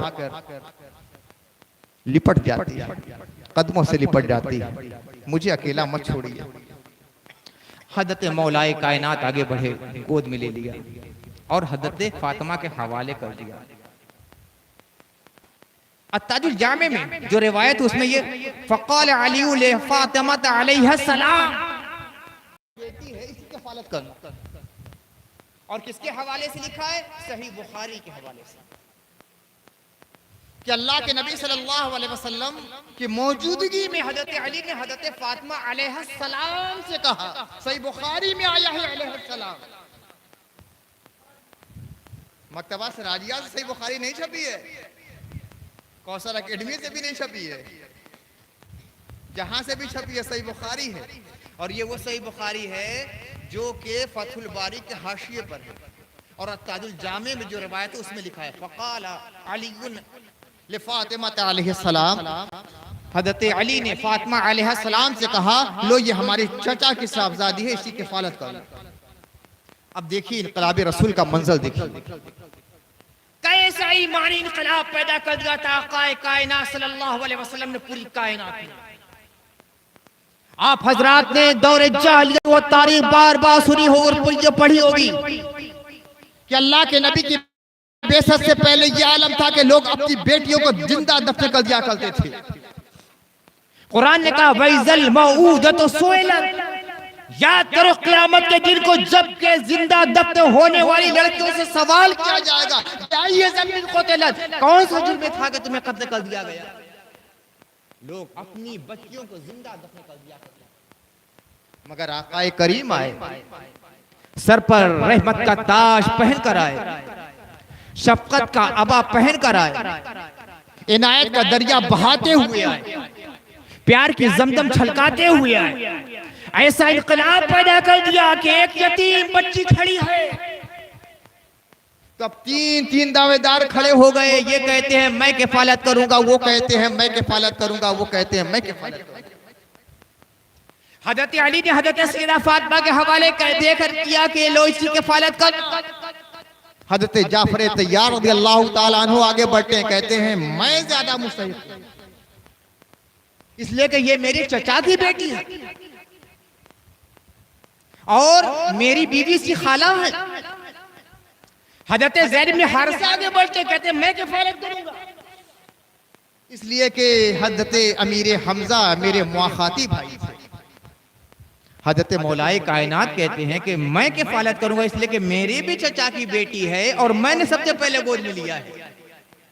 एक तरफ का वहशतनाक और बर्बरियत ज़दा माहौल था कि अपनी बच्चियों को लोग जिंदा दफन कर दिया करते थे। एक तरफ इनक़लाब बेसत मोहम्मदी की ये सुनहरी तारीख भी नजर आती है कि एक यतीम बच्ची उसकी किफालत के लिए तीन शख्सों के हाथ बढ़ रहे हैं, मैं किफालत करूंगा, मैं किफालत करूंगा, मैं किफालत करूंगा। अल्लाह के नबी सल्लल्लाहु अलैहि वसल्लम हजरत जाफर इब्न अबू तालिब के हक़ में फैसला फरमा देते, कहते हैं कि चूंकि तुम्हारी बीवी इसकी खाला है और खाला माँ के कायम मकाम होती है, इसलिए किफालत का हक तुमको दिया जाता है। अब रिवायत देखिए, फहजला हौलन नबी सल्लल्लाहु अलैहि वसल्लम, हजरत जाफर का क्या लगा, खुशी से इतने मगन हो गए कि नबी सल्लल्लाहु अलैहि वसल्लम के चारों तरफ रक्स करने लगे। हजल कहते हैं एक पांव पर इस तरह खड़े होकर ऐसे रक्स करना, घूमने लगे। अल्लाह के नबी ने फरमाया ये क्या है? कहा कि जब हबशा में गया था ना तो मैंने देखा कि हबशा का बादशाह जब किसी भी अपने मुसाहिब को खुश कर देता था तो खुशी के आलम में अपने बादशाह के चारों तरफ इसी तरह रक्स करता था, तो मुस्तफा मुस्कुरा दिए। और एक रिवायत में है कि जब हजरत जाफर तैयार के इस रक्स को देखा है तो हजरत अली भी उसमें शामिल हो गए, हजरत ज़ैद बिन हारिसा भी शामिल हो गए। हजरत वालिद गिरामी इस वाक़ये को नकल करने के बाद फरमाते हैं इसीलिए मोहतात उलमा, देखिए मोहतात तरीका, देखिए मोहतात उलमा का मोहतात तरीका, मोहतात उलमा का मोहतात रवैया फरमाते हैं इसीलिए मोहतात उलमा साहिबाने दिल के वजदो हाल पर नकीर नहीं करते हैं, खामोश हो जाते हैं। इसलिए कि कहीं ना कहीं जो सबूत तो मिल रहा है, अल्लाह के नबी ने मना नहीं फरमाया है, हदीस तकरीरी से साबित हो रहा है। एक तो ये अल्लाह के रसूल जो कह दे वो हदीस कौली है, अल्लाह के रसूल जो कर दे वो हदीस फेली है।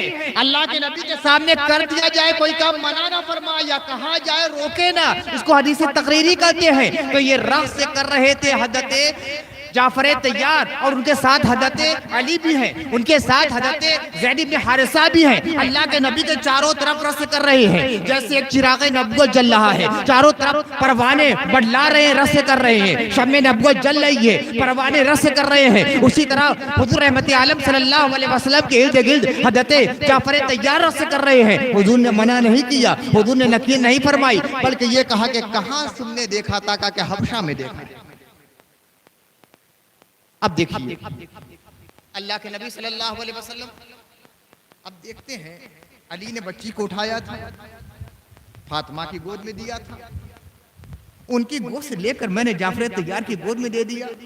दिल शिका नहीं हो सकती, मेरी बेटी का भी दिल टूट सकता है, मेरे दामाद का भी दिल टूट सकता है। बड़े प्यार से उठाया था। हजरत उमामा हजरत सैयदना अमीर हमजा की साहबजादी अली के कदमों से लिपट गई थी और कोई मदीने में उनका पुरसाने हाल नहीं था। अब हुजूर रहमतुल्लिल आलमीन है, दिलों को तोड़ने नहीं वाले, टूटे हुए दिलों को जोड़ने के लिए आए। दिल का तो ये आलम है, इतना नाजुक होता है ना कि शीशा टूटे गुल मच जाए, दिल टूटे आवाज ना आए। शीशा का गिलास गिरता है, टूटता है तो छनाके की आवाज आती है ना, मगर एक शख्स आपके बगल में बैठा हुआ है, उसकी दिल आजारी हो गई, दिल शिकनी हो गई, दिल टूट गया, बगल में बैठे हुए जरा सा महसूस नहीं होगा कि उसके दिल की दुनिया लूट गई। हुजूर दिलों को जोड़ने के लिए आए। तब दिल जोई कैसे फरमाते हैं? हजरत अली ने कहा, या अली अंता मिन्नी वाना मिनका, अंता मिन्नी वाना मिनका, मलूल मत हो, कबीरा खातिर मत हो, तुम मुझसे हो मैं तुमसे हूं। मेरे मौला के ये इशारे हैं, तुम हमारे हो हम तुम्हारे हैं, तुम हमारे हो हम तुम्हारे हैं।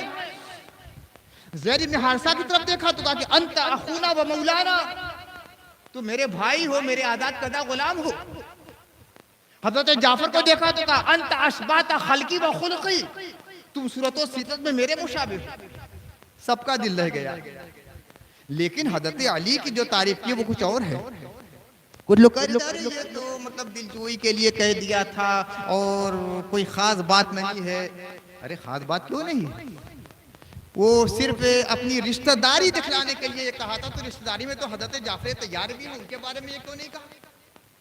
अंता मिन्नी वाना बिन का हजरत अली के बारे में क्यों कहा? ये इत्तेहाद मामला के लिए है। कहे अली जो तुम्हारे साथ होगा वो मेरे साथ होगा, जो मेरे साथ होगा वो तेरे साथ होगा। और ये इत्तेहाद मामला का इजहार बार बार अल्लाह के नबी ने किया है। चलिए खून के तालाब के किनारे चलिए, अल्लाह के नबी सल्लल्लाहु अलैहि वसल्लम तशरीफ फरमा है, सहाबा का ठट लगा हुआ है, हज से वापस हो रहे हैं, खून का मैदान है, बहुत वसी और अरीज जगह है, वहां एक तालाब है, तालाब के किनारे तशरीफ फरमा है। अली को बुलाया, खड़े हो गए, अली का हाथ अपने हाथ में लिया और इस तरह उठा दिया। अब तमाम सहाबा की निगाह दस्ते मुस्तफा और दस्ते मुर्तजा पर है। हर काम मावे समात है, हर निगाह मावे इश्तियाक है कि क्या होने वाला है, आलमे गैब से क्या ज़ुहूर में आने वाला है। अल्लाह के नबी सल्लल्लाहु अलैहि वसल्लम के हाथ में हज़रत अली मुर्तज़ा का हाथ है और अल्लाह के नबी सल्लल्लाहु अलैहि वसल्लम लोगों से कहते हैं, क्या मैं तुम लोगों की जान से ज्यादा महबूब नहीं हूं?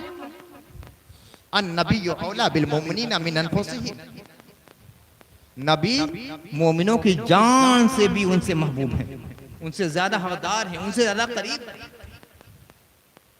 वाज़वाजुहु उम्महातुहुम, और नबी की जो बीवियां हैं वो मुसलमानों की माँ हैं। इस माँ की हकीकत को भी समझना बहुत जरूरी है। हजरत मौलाना ज़फ़रुद्दीन साहब रहमतुल्लाहि तआला अलैह फादिल बरेलवी के फतवे पर जिन्होंने हाशिया लिखा, वो तर्जुमा कुरान पर जिन्होंने हाशिया लिखा है कंदुली माँ, वाज़वाजुहु उम्महातुहुम किया हाशिया लिखते हुए फरमाते हैं कि उम्महातुल मोमिनीन मुसलमानों की माँ है तो दो जिहतों से है। एक जिहत तो ये है कि अदब एहतराम किया जाए जैसे माँ का अदब एहतराम किया जाता है, और दूसरी जिहत है कि जिस तरह माँ से निकाह नाजायज है उसी तरह उनसे भी निकाह नाजायज है। और जितने मामलात हैं सब में गैर महरम औरतों ही की तरह मामला किया जाएगा, यानी उनसे भी पर्दा किया जाएगा, और फिर रिश्ते का सिलसिला आगे नहीं बढ़ेगा। जैसे मेरी माँ है तो मेरी माँ के जो वालिद है मेरे नाना है, जो उनकी वालिदा है मेरी नानी है, जो उनके भाई है मेरे मामू है, जो उनकी बहन है वो मेरी खाला है, जो उनके बेटे हैं वो मेरे भाई है मामूजाद भाई। लेकिन उम्महातुल मोमिनीन के साथ रिश्तेदारी नहीं चलेगी, बस माँ है। अगर माँ है रिश्तेदारी आगे बढ़ाएगी तो रसूलुल्लाह को बाप कहना पड़ेगा। रसूलुल्लाह को अगर ये माँ है, यकीनन माँ है, खुदा की कसम माँ है, कुरानी नस है कि ये माँ है, तो जब वो माँ है तो रसूलुल्लाह बाप भी। कुरान कहता माँ काना मुहम्मदुन अबा अहदिन मिन रिजालिकुम, तुम लोगों के मर्दों में से किसी के बाप नहीं है मोहम्मद रसूलुल्लाह, वलाकिन रसूलुल्लाह व खातमुन नबिय्यीन, ये अल्लाह के रसूल है, खातमुन नबिय्यीन। ये रिश्तेदारी का सिलसिला आगे नहीं बढ़ाया जाके फला ये मामू हो गए, फला खाला हो गई, नहीं चलेगा, नहीं चलेगा, मना किया गया है। और ये बात किसने लिखी है? फादिल बरेलवी का जो तर्जुमा कुरान है उस पर जो हाशिया लिखा है उस मौलाना ज़फ़रुद्दीन साहब ने लिखा है, उसमें ये लिखा है ये रिश्तेदारी नहीं चलेगी। कुछ लोगों ने चला दिया, उनके चलाने से क्या होता, चलती रहती है, कुछ लोगों की राय थी, लेकिन उसूल के खिलाफ की चीज है। वरना जिस दिन ये सिलसिला चलेगा तो सबसे पहले अल्लाह के रसूल को अपना वालिद कहना पड़ेगा, सैयदा फातिमा को अपनी बहन कहना पड़ेगा, हसनैन करीमैन को अपना भांजा कहना पड़ेगा। कहां चलेंगे आप? कितनी रिश्तेदारियां निभाएंगे अल्लाह के रसूल की? 11 बीवियां थी, अब सब मामू को ढूंढिए, सब नाना को ढूंढिए, सब नानी को ढूंढिए, खाला को ढूंढिए, चचा को ढूंढते ढूंढते परेशान हो जाएंगे मेरे भाई। बस जिनके दामन में निजात मिलने वाली उनका दामन पर ढूंढ लीजिए। बेशक, सुभान अल्लाह, सुभान अल्लाह। तो अल्लाह के नबी सल्लल्लाहु अलैहि वसल्लम फरमाते क्या मैं मोमिनों की जान से ज्यादा महबूब नहीं हूँ? लोगों ने कहा भला, बेशक आप तमाम मोमिनों की जान से ज्यादा प्यारे हैं, महबूब। मंजर याद आ गया, मंजर याद आ गया, तख्लीक इंसानी से पहले का मंजर। खुदा ने तमाम रूहों को इकट्ठा कर दिया, कहा कि अलस्तु बिरब्बिकुम, वही ले जा है, अलस्तु बिरब्बिकुम, क्या मैं तुम्हारा रब नहीं हूं? कहा गया बला, तू हमारा रब है। गदीर खुम के मौके पर अल्लाह के नबी सल्लल्लाहु अलैहि वसल्लम फरमाते हैं क्या मैं तमाम मोमिनों की जान से ज्यादा महबूब नहीं हूं? यकीनन आप फरमाया कि मन कुन तो मौला हो फहादा अली मौला, जिसका मैं मौला और महबूब हूँ। देखो ये अली है, वो उसका महबूब और मौला होना चाहिए। अब जिस सहाबी को देखिए, ये इधर सुहत उमर आ रहे हैं, कहा कि अली मुबारकबाद हो, तुम तो तमाम मोमिनों के मौला हो गए। उधर से अबू बकर सिद्दीक आ रहे हैं, मुबारकबाद दे रहे हैं, तुम मोमिनों के मौला हो। अजीब कैफियतें इन हजरात की हैं। तो ये इत्तेहाद मामला इनका है, जिसके मौला रसूल उसके मौला अली।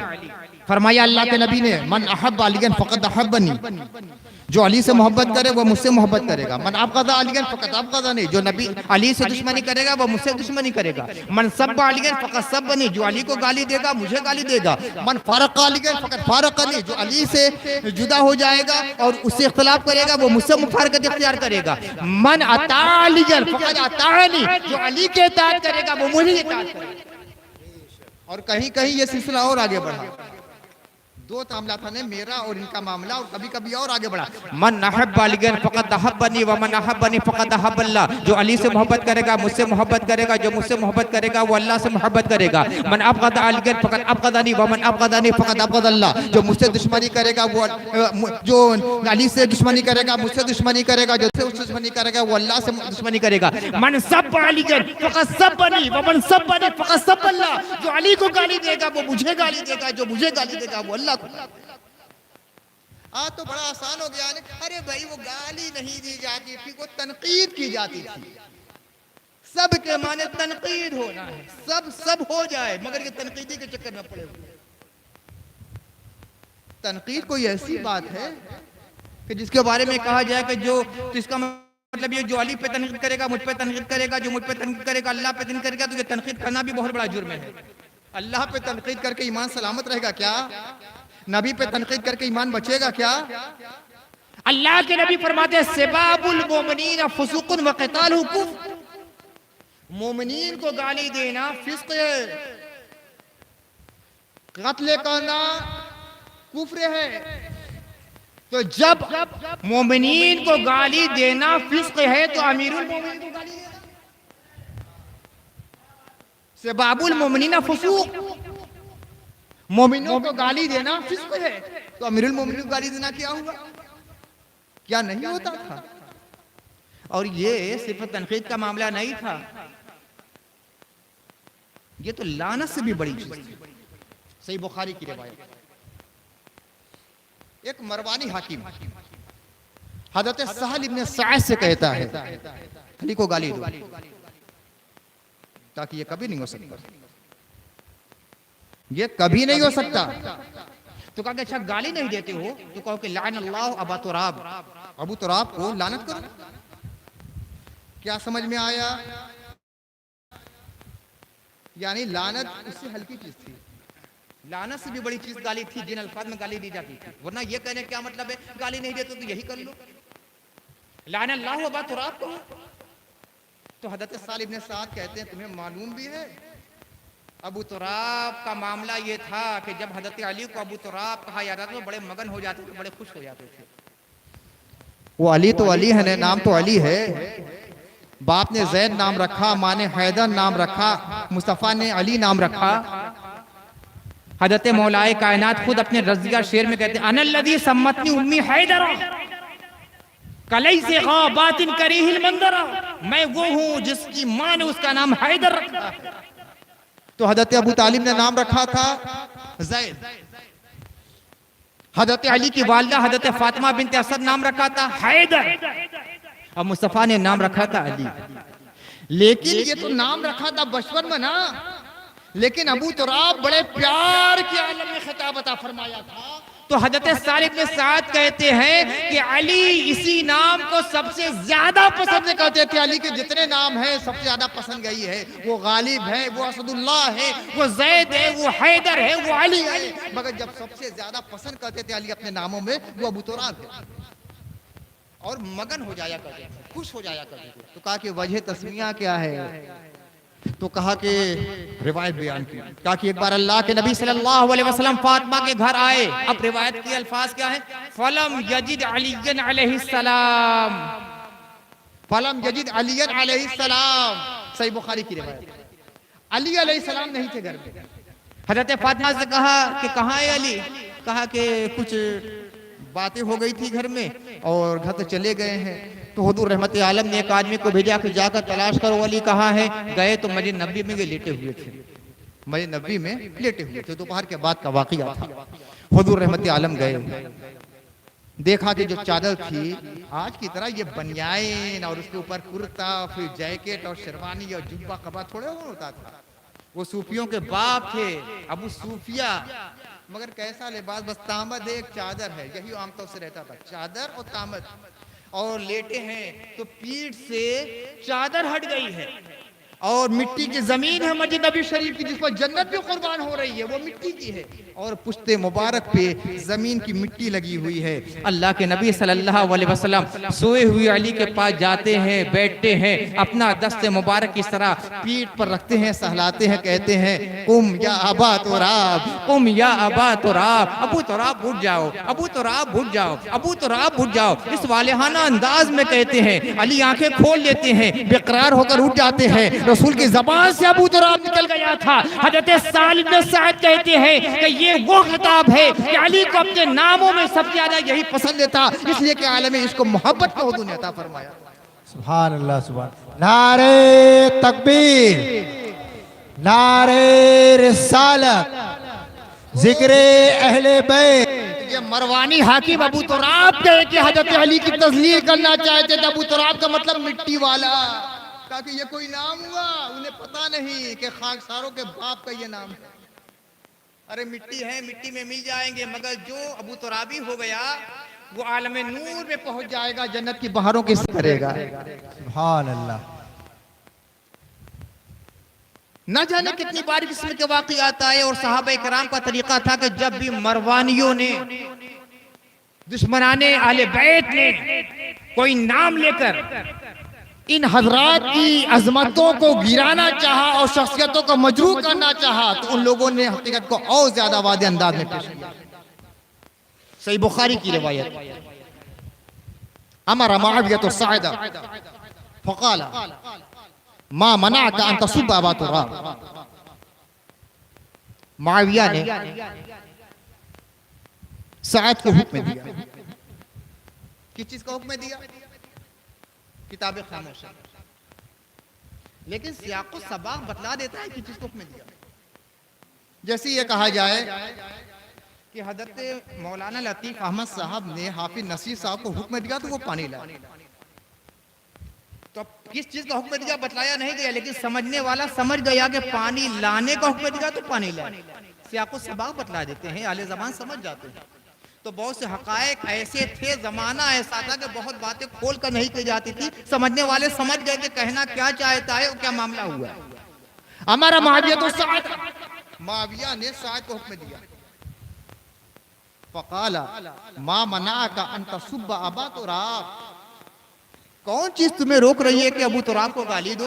अबू तुराब के लफ्ज़ वो लोग इस्तेमाल करते थे हकारत से, जबकि हजरत उस अली का सीना चौड़ा हो जाता था, सुनते थे। इसलिए कि इसके एक एक हर्फ में प्यार के न जाने कितने समुद्र समाये हुए। माँ मना का सुबह अबा तुराब, तुम्हें कौन चीज रोक रही है कि अबू तुराब को गाली दो? सही मुस्लिम की रिवायत मैं पेश कर रहा हूँ, सही बुखारी के बाद सबसे बड़ी किताब। अच्छा ये बतलाइए, ये जो गाली दी जाती थी अच्छा काम था कि बुरा था? अच्छा काम था कि बुरा था? अरे बुरा था ना। तो कभी किसी को बुलाकर ये कहा जाता कि ये बुरा काम तुम क्यों करते हो? कि भले काम के लिए कहा जाता है कि ये भला काम क्यों करते हो? किसके लिए कहा जाता है? एक आदमी चोरी करता है तो किसी नेक आदमी को बुलाकर ये कहा जाता है कि तुम चोरी क्यों करते हो, तुम चोरी क्यों नहीं करते हो? चोर को बुलाकर ये कहा जाएगा कि तुम चोरी क्यों करते हो। कि जो चोरी नहीं करेगा उसे बुलाकर कहा जाता है कि तुम चोरी क्यों नहीं करते हो। क्या होता है भाई, क्या तरीका है?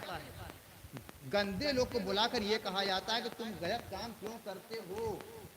अच्छे लोग को बुलाकर ये नहीं कहा जाता कि तुम ये गलत काम क्यों नहीं करते हो। एक तो ये वहां का मंजरनामा बयान किया जाता है कि उस जमाने के लोग ऐसा ही आमतौर से किया करते थे। खास तौर से उनके जितने हुक्मा और गवर्नर थे उनका मामूल यही था। और चूंकि हजरत साद इब्न अबी वक्कास भी थे, वो गाली नहीं देते थे, बुलाकर हुक्म दिया जा रहा है और कहा जा रहा है माँ मना का अंत सुब्बा अबा तुराब, तुम अबू तुराब को गाली क्यों नहीं देते? अल्लाह के बंदो, होना ये चाहिए था कि जो गाली देते थे उनको बुलाया जाता। ये नबी के दामाद हैं, ये नबी के भाई हैं, ये हसनैन के वालिद गिरामी हैं, शाहजादी के जन्नत के सोहर हैं, क्यों गाली दे रहे हो? ये होना चाहिए था, उठ के 2 थप्पड़ मारना चाहिए था। एक वाकई आपको नहीं मिलेगा। किसी लानत करने वाले को, किसी गाली देने वाले को कभी भी सजा नहीं दी गई। जो गाली नहीं दे रहा है उसे बुलाया जा रहा है, पूछा जाए तुम गाली क्यों नहीं दे रहे? उस जमाने का मंजर समझ में आ गया, कैफियत सामने आ गई। माँ मना कान का सुन बाबा तो आप, तुम अबू तुराब को गाली क्यों नहीं देते? हजरत साद इब्न वक्कास कहते हैं, अशरे मुबशरा के सहाबी हैं, यही वो थे। दस्त तो दस्त हैं दरिया भी न छोड़े हमने, बेरे जुल्मात में दौड़ा दिए घोड़े हमने, दरिया में घोड़ा डाल दिया है तो दरिया में अल्लाह ताला ने रास्ता पैदा कर दिया। मुस्तजाबुद दावत थे। अल्लाह के नबी ने दुआ फरमाई थी कि जो भी दुआ करे कबूल हो जाएगी, ये अमल है कर लेना। मुस्तजाबुद जो दुआ करे कबूल होती थी। दुआ करके दरिया में घोड़ा डाल दिया तो दरिया के अंदर रास्ता पैदा हो गया, जैसे कह देते मूसा के लिए पैदा हो गया। कहते हैं कि 3 ऐसी फजीलतें अली के अंदर हैं कि अगर मेरे पास उनमें से एक फजीलत हो जाती तो मैं सुर्ख ऊंट से ज्यादा अपने को, मैं सुर्ख ऊंट से ज्यादा कीमती उसे समझता। और ये 3 फजीलतें हैं, मैं कभी उन्हें बुरा नहीं कर सकता। एक फजीलत तो ये है कि ग़ज़वा खैबर के मौके पर अल्लाह के नबी ने उन्हें फतह का झंडा दिया और ये फरमाया था कि ये शख्स वो है कि अल्लाह रसूल से ये मोहब्बत करता है, अल्लाह रसूल इससे मोहब्बत करता है। दूसरा मौका ये है कि जब अल्लाह के नबी सल्लल्लाहु अलैहि वसल्लम ग़ज़वा तबूक के लिए जाने लगे तो हज़रत अली को मदीने में छोड़ लिया, अपने जानशीन की हैसियत से, अपने नुमाइंदा की हैसियत से, अपने खलीफा की हैसियत से। हज़रत अली तो मैदान जंग के आदमी ने, शेर खुदा थे, उनकी तलवार जुल्फ़िकार काफिरों के लहू से रंगीन होने के लिए बेचैन थी। दिल में जोश शजाअत अंगड़ाइयां ले रहा था। आज देखिए या रसूल अल्लाह, क्या आप बच्चों और औरतों के साथ मुझे छोड़े जा रहे हैं? तो अल्लाह के नबी ने फरमाया था, अत्ता मिन्नी बिमंज़िलति हारून मिन मूसा इल्ला अन्नहु ला नबिय्य बअदी।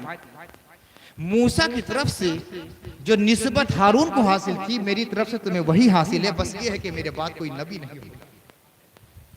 हासिल क्या है कि अगर मेरे बाद कोई नबी होता तो तुम नबी भी होते, और नबुवत के बाद जितनी फजीलतें हैं सब तुम्हें अता कर दी गई। और तीसरी फजीलत ये है कि जब आयत मुबाहला नादिल हुई, नजरान के ईसाई आए थे, अल्लाह के नबी ने उन्हें जवाब दिया था, वो मानने के लिए तैयार नहीं हुए तो कुरान नादिल हो गया और ये शाद फरमाया कि ये मानने के लिए तैयार नहीं तो नबी ऐलान कर दीजिए, फकुल तालो नदु अबनाना व अबनाकुम व निसाना व निसाकुम व अनफुसना व अनफुसकुम सुम्मा नब्तहिल फनजअल लानतल्लाहि अलल काज़िबीन।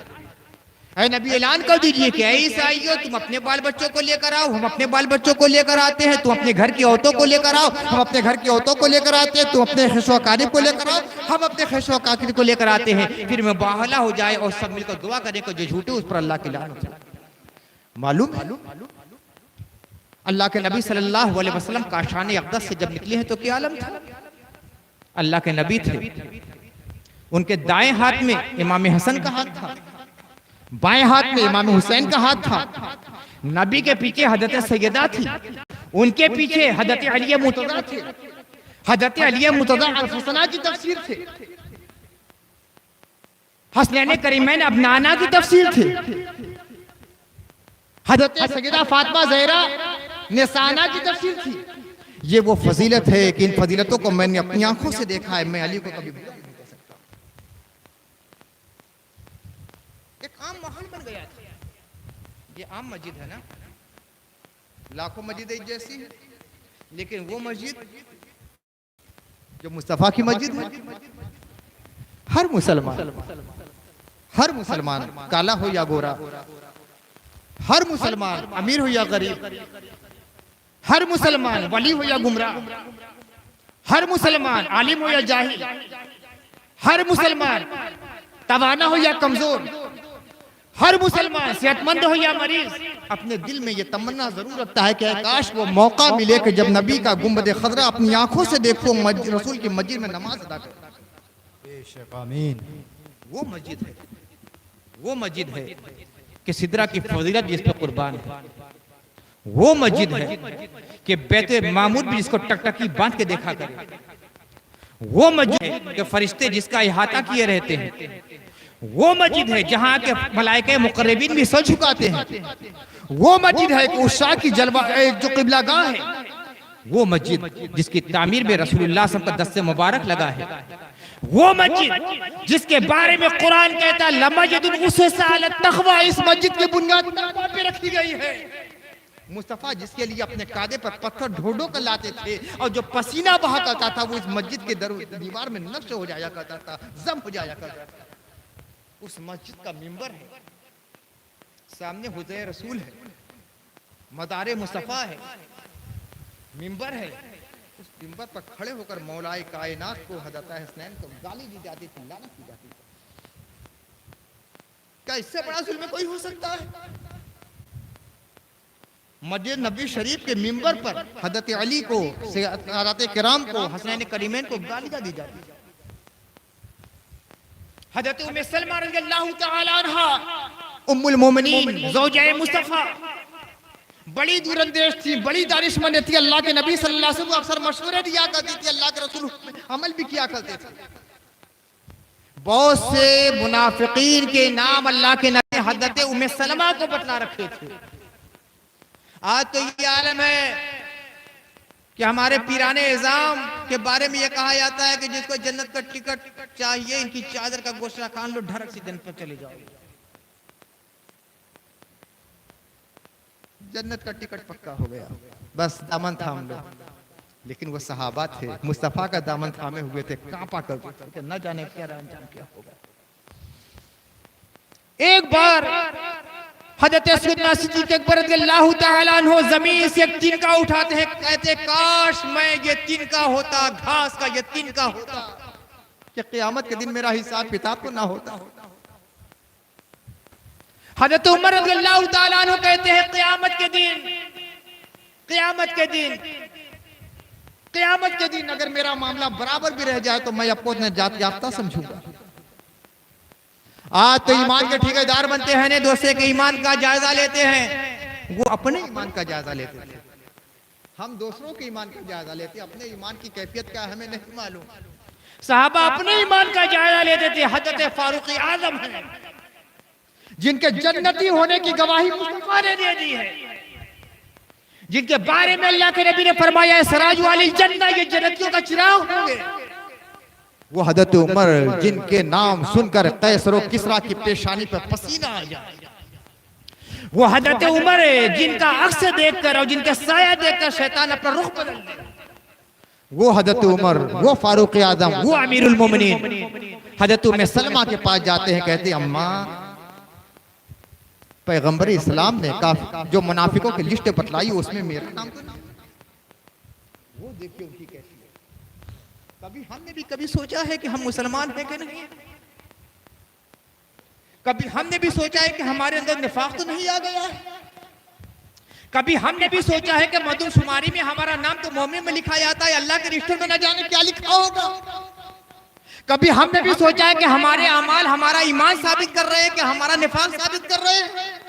हम दूसरों का ईमान टटोलते हैं, साहबा अपना ईमान देखते थे।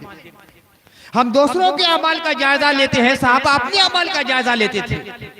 हम दूसरों की जिंदगियों पे नजर रखते हैं, साहबा किराम अपनी जिंदगियों पर नजर रखते थे। इसलिए कि अल्लाह के नबी ने वला तजस्ससू, लोगों की टो में मत पड़ा करो। हम अपनी टो में नहीं पलटे, दूसरों की टो में पलटे। साहबा अपनी तलाश किया करते थे, अपने अंदर टटोलते थे, अपना जायजा लेते थे, अपना तजस्सुस करते थे। कहते हैं अम्मा वो लिस्ट, वो फेरिस्त जो मुनाफिकीन की अल्लाह के नबी ने आपको बतलाई है उसमें मेरा नाम तो नहीं है। कहा कि नहीं उम्मा तुम्हारा नाम नहीं है। हम मगर उस लिस्ट में मेरा नाम नहीं है। खुश हो गए। फिर हज़रत उम्मे सलमा कहती अब कोई पूछेगा तो नहीं बतलाऊंगी, ये अल्लाह के नबी का राज है, तुमने कहा तो बतला दिया। जानने लगे कि लोगों को मालूम हुआ कि हज़रत उमर ने पूछा है, मैंने बतला दिया, तो सब पूछने आएंगे मेरा नाम है कि नहीं, मेरा नाम है कि नहीं, मेरा राज जो खुल गया वो राज कहाँ? ये मुस्तफ़ा का राज था। राज को लेकर अपने सीने में अल्लाह की बारगाह में हज़रत उम्मे सलमा चली गई। अब ये उम्मे सलमा का मकाम है, उम्मे सलमा का ये मकाम। वो उम्मे सलमा बड़ी खफगी के आलम में साहबे से पूछती है ये दौर आ गया है कि अल्लाह के रसूल को गाली दी जा रही है। कहा कि अम्मा अल्लाह के रसूल को कौन मोमिन गाली देगा? कौन ऐसा कर रहा है? क्या तुम सुनते नहीं कि अली को गाली दी जा रही है? मिंबर पे गाली दी जा रही है, महफिलों में गाली दी जा रही है, मजमों में गाली दी जा रही है, मस्जिदों में गाली दी जा रही है। मैंने खुद सुना है कि अल्लाह के नबी ने फरमाया मन सब्ब अलीयन फक़द सब्बनी व मन सब्बनी फक़द सब्बल्लाह, जो अली को गाली देगा मुझे गाली देगा, जो मुझे गाली देगा वो अल्लाह को गाली देगा। इतना खतरनाक जमाना हो गया था, लेकिन क्या इनकी इज़्ज़तों का चिराग बुझ गया? हुकूमत एक जमाने तक कदगल लगाए रही, जिक्र अली ना हो, जिक्र हसन ना हो, जिक्र अहले बैत ना हो, हसनैन को नबी ज़ादा ना कहा जाए, नबी का बेटा ना कहा जाए, जन्नती सरदार ना कहा जाए। अरे जबानें काट ली गई, मकानात ढा दिए गए, दारुल रसन से गुदार दिया गया, कैदो बंद की जंजीरों में जकड़ दिया गया, जमीन को तंग कर दिया गया, जीना मुहाल कर दिया गया। सब कुछ हुआ मगर जिक्र हुसैन का चिराग जलता रहा। ये चिराग न हमने जलाया न आपने जलाया, जलाने वाले ने जलाया, वो जलाने वाला जिसने आसमानों जमीन चांद सूरज सितारों को पैदा किया, जिसने शम्स और कमर की कंदीरें जला दी, उसी ने अहले बैत के जिक्र को भी बुलंद किया, रोशन किया और हमेशा रोशन रहा। और ऐसा जल रहा है, ऐसा जल रहा है कि मुखालफतों पे मुखालफतें होती रही मगर ये चिरागे इश्क कभी खत्म नहीं हुआ।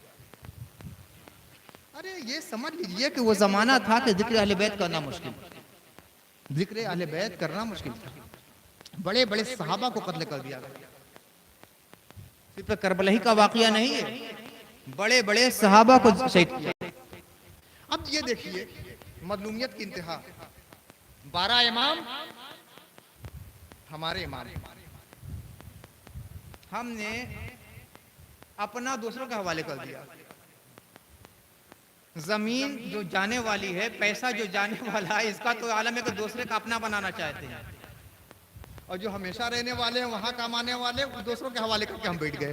ये उन्हीं के हैं, नहीं वो हमारे हैं, ये 12 हमारे हैं, लेकिन 11 तो यहाँ रहे, एक आने वाले हैं इमाम महदी अलैहिस्सलाम, क़यामत के करीब आने वाले हैं, आखिरी वही होंगे।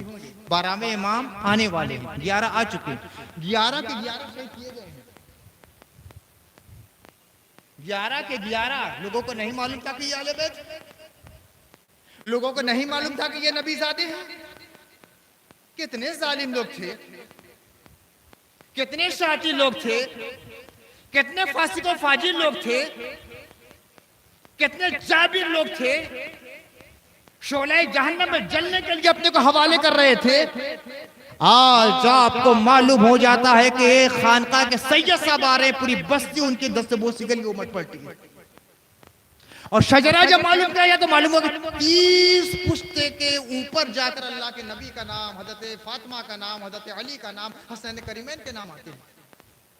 30, 40, 35 पुश्ते के बाद एक सैयद आते हैं तो उनके कदम बोसी के लिए, उनकी दस्त बोसी के लिए, उनकी जुब्बा बोसी के लिए आप बिछड़ जाते हैं उनकी राहों में। होता है ना?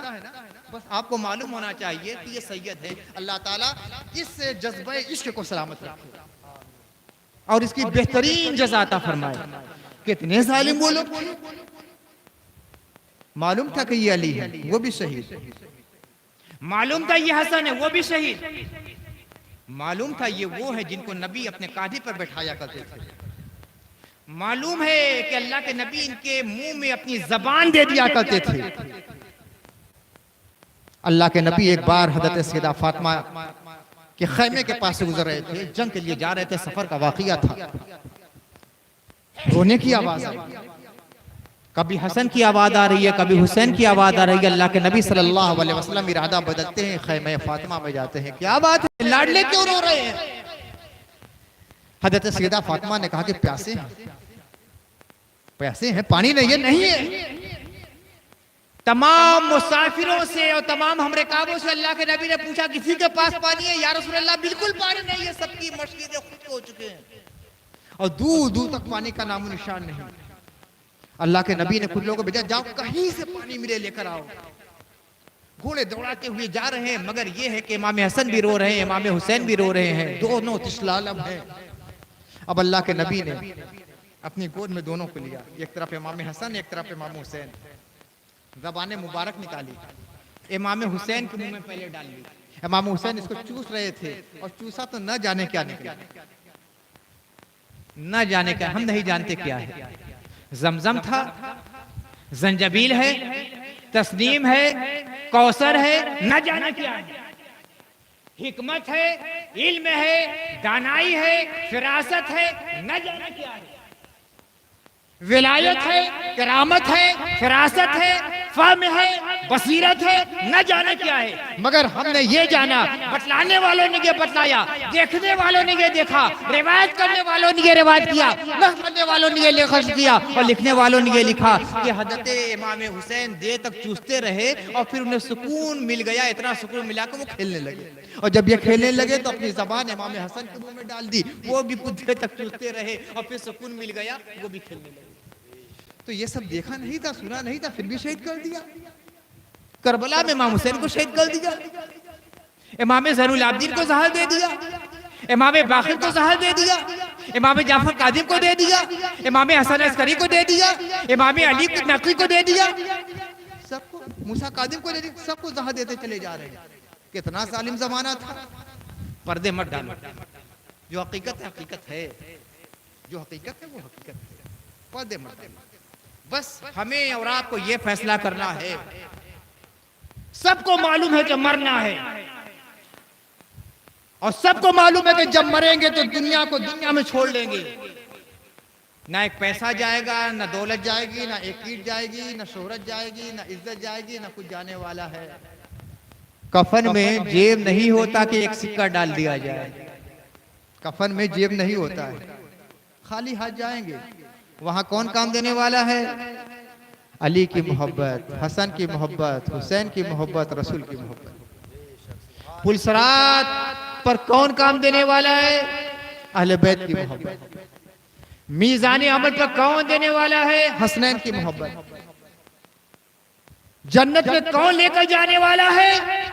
अहले बैत की मोहब्बत।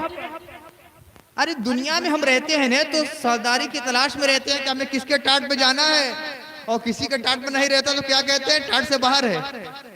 समाज में उसकी हैसियत नहीं मानी, जो टाट से बाहर है समाज में कोई हैसियत होती है? बहुत बेवलू माना जाता है। तो वहां दो ही टाट है, एक टाट का नाम जन्नत, एक का नाम जहन्नम है।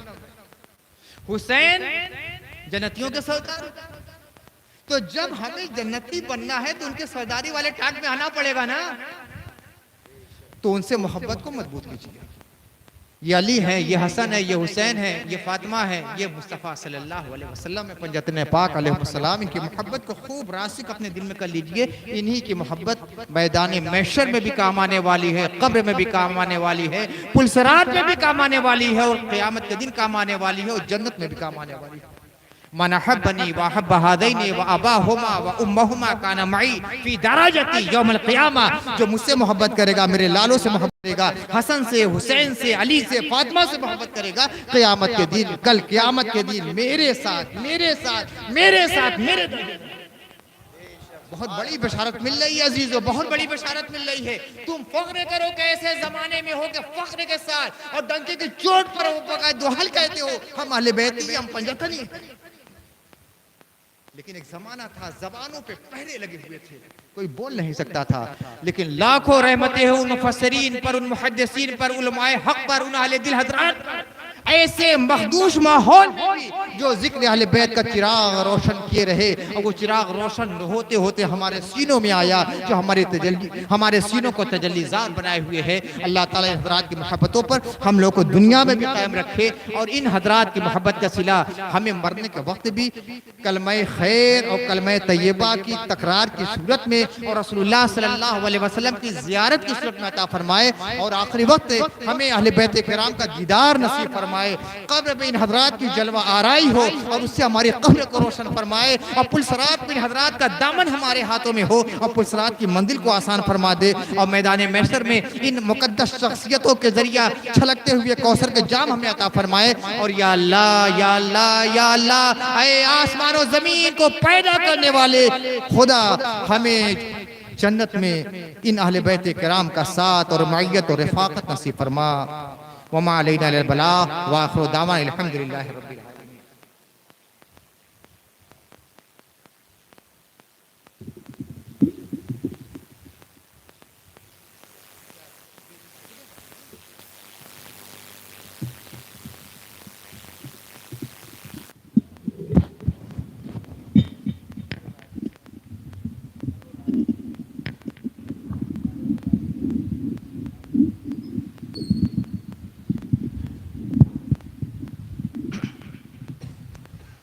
नबी के लाल शहे करबला सलाम अलैक, नबी के लाल शहे करबला सलाम अलैक, शहीद जुल्म शहीद जफा सलाम अलैक। इमाम आप हैं अल्लाह के शहीदों के, इमाम आप हैं अल्लाह के शहीदों के, इमाम आप हैं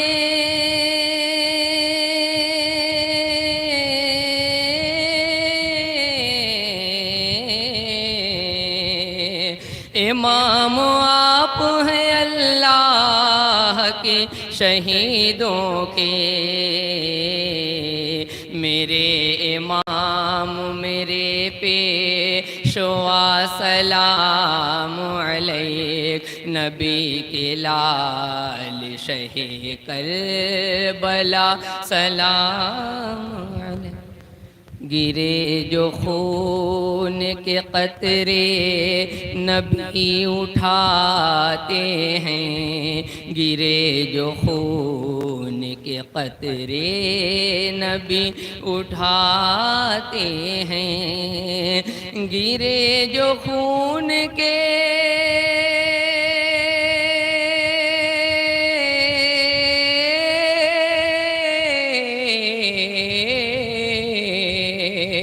गिरे जो खून के कतरे नबी उठाते हैं, ये खून पाक का है मर्तबा सलाम अलैक, नबी के लाल शहे करबला सलाम।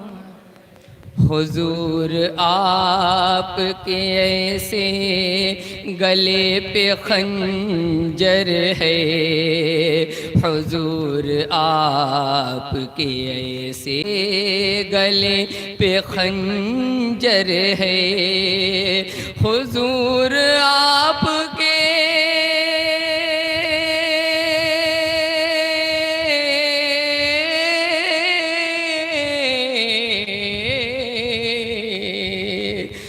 हुजूर आपके से गले पे खंजर है कि बोसा लेते थे खैरुल वरा सलाम अलैक, नबी के लाल शहे करबला सलाम अलैक। शहीद होते हैं आका खड़े हैं रोते हैं, शहीद होते हैं आका खड़े हैं रोते हैं, शहीद होते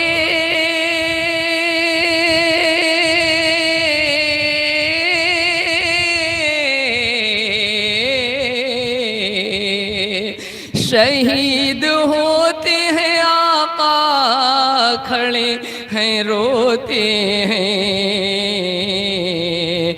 नबी अली हसनो फातिमा सलाम अलैक, नबी के लाल शहे करबला सलाम।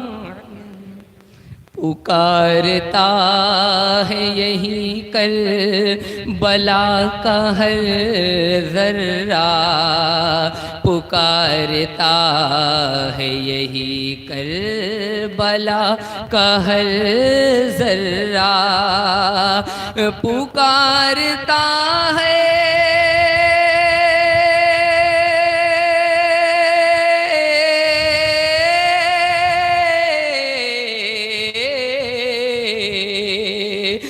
पुकारता है यही करबला का हर ज़र्रा, किया है आपने सब कुछ फिदा सलाम अलैक नबी के लाल शहे करबला सलाम अलैक अता हो हशर में कौसर का जाम ए मौला अता हो हशर में कौसर का जाम ए मौला अता हो हशर में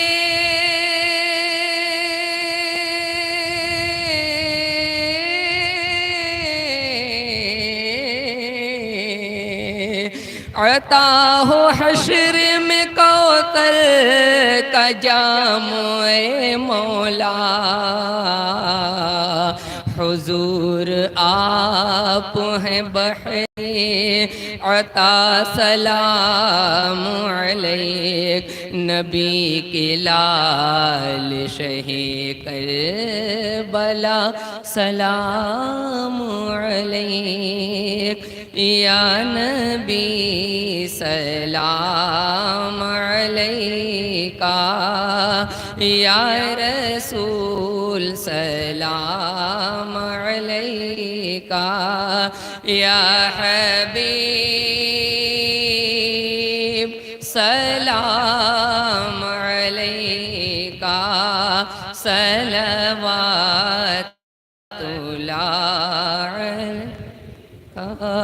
हबीबी या रसूल अल्लाह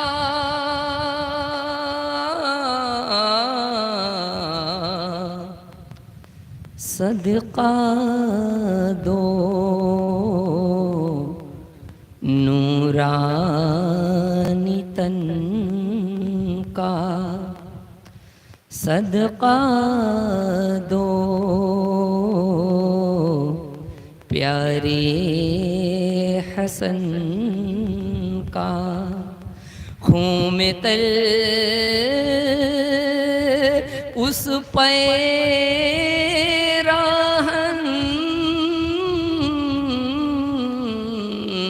का सदका दे दो पंजतन का या नबी सलाम अलैका या रसूल सलाम अलैका या हबीब सलाम अलैका सलवातुल्लाह अलैका।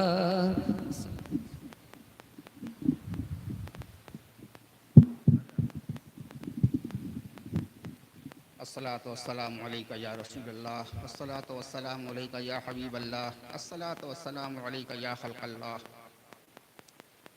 रब्बना आतिना फिद दुनिया हसनतम व फिल आखिरति हसनतम व क़िना अज़ाबन्नार रब्बना ला तुज़िग़ क़ुलूबना बअद इज़ हदैतना व हब लना मिन लदुनका रहमा इन्नका अंतल वह्हाब अल्लाहुम्मा या रब्बना तवफ़्फ़ना मुस्लिमीन व अल्हिक़ना बिस्सालिहीन अल्लाहुम्मा अहसिन आक़िबतना फ़िल उमूरि कुल्लिहा व अजिरना मिन ख़िज़्यि दुनिया व अज़ाबिल आख़िरह अल्लाहुम्मा या रब्बना ला तदअ लना ज़ंबन इल्ला ग़फ़रतह वला हम्मन इल्ला फ़र्रजतह वला दैनन इल्ला क़ज़ैतह वला हाजतन मिन हवाइजिद दुनिया वल आखिरति हिया लका रिज़न इल्ला क़ज़ैतहा या अरहमर राहिमीन अल्लाहुम्मा इन्ना नसअलुकल अफ़्वा वल आफ़ियता वल मुआफ़ातद दाइमता फ़िद दुनिया वल आखिरह तवफ़्फ़ना मुस्लिमीन व अल्हिक़ना बिस्सालिहीन अल्लाहुम्मा इन्ना नसअलुकत तौबता क़ब्लल मौत वर्राहता इंदल मौत वल जन्नता बअदल मौत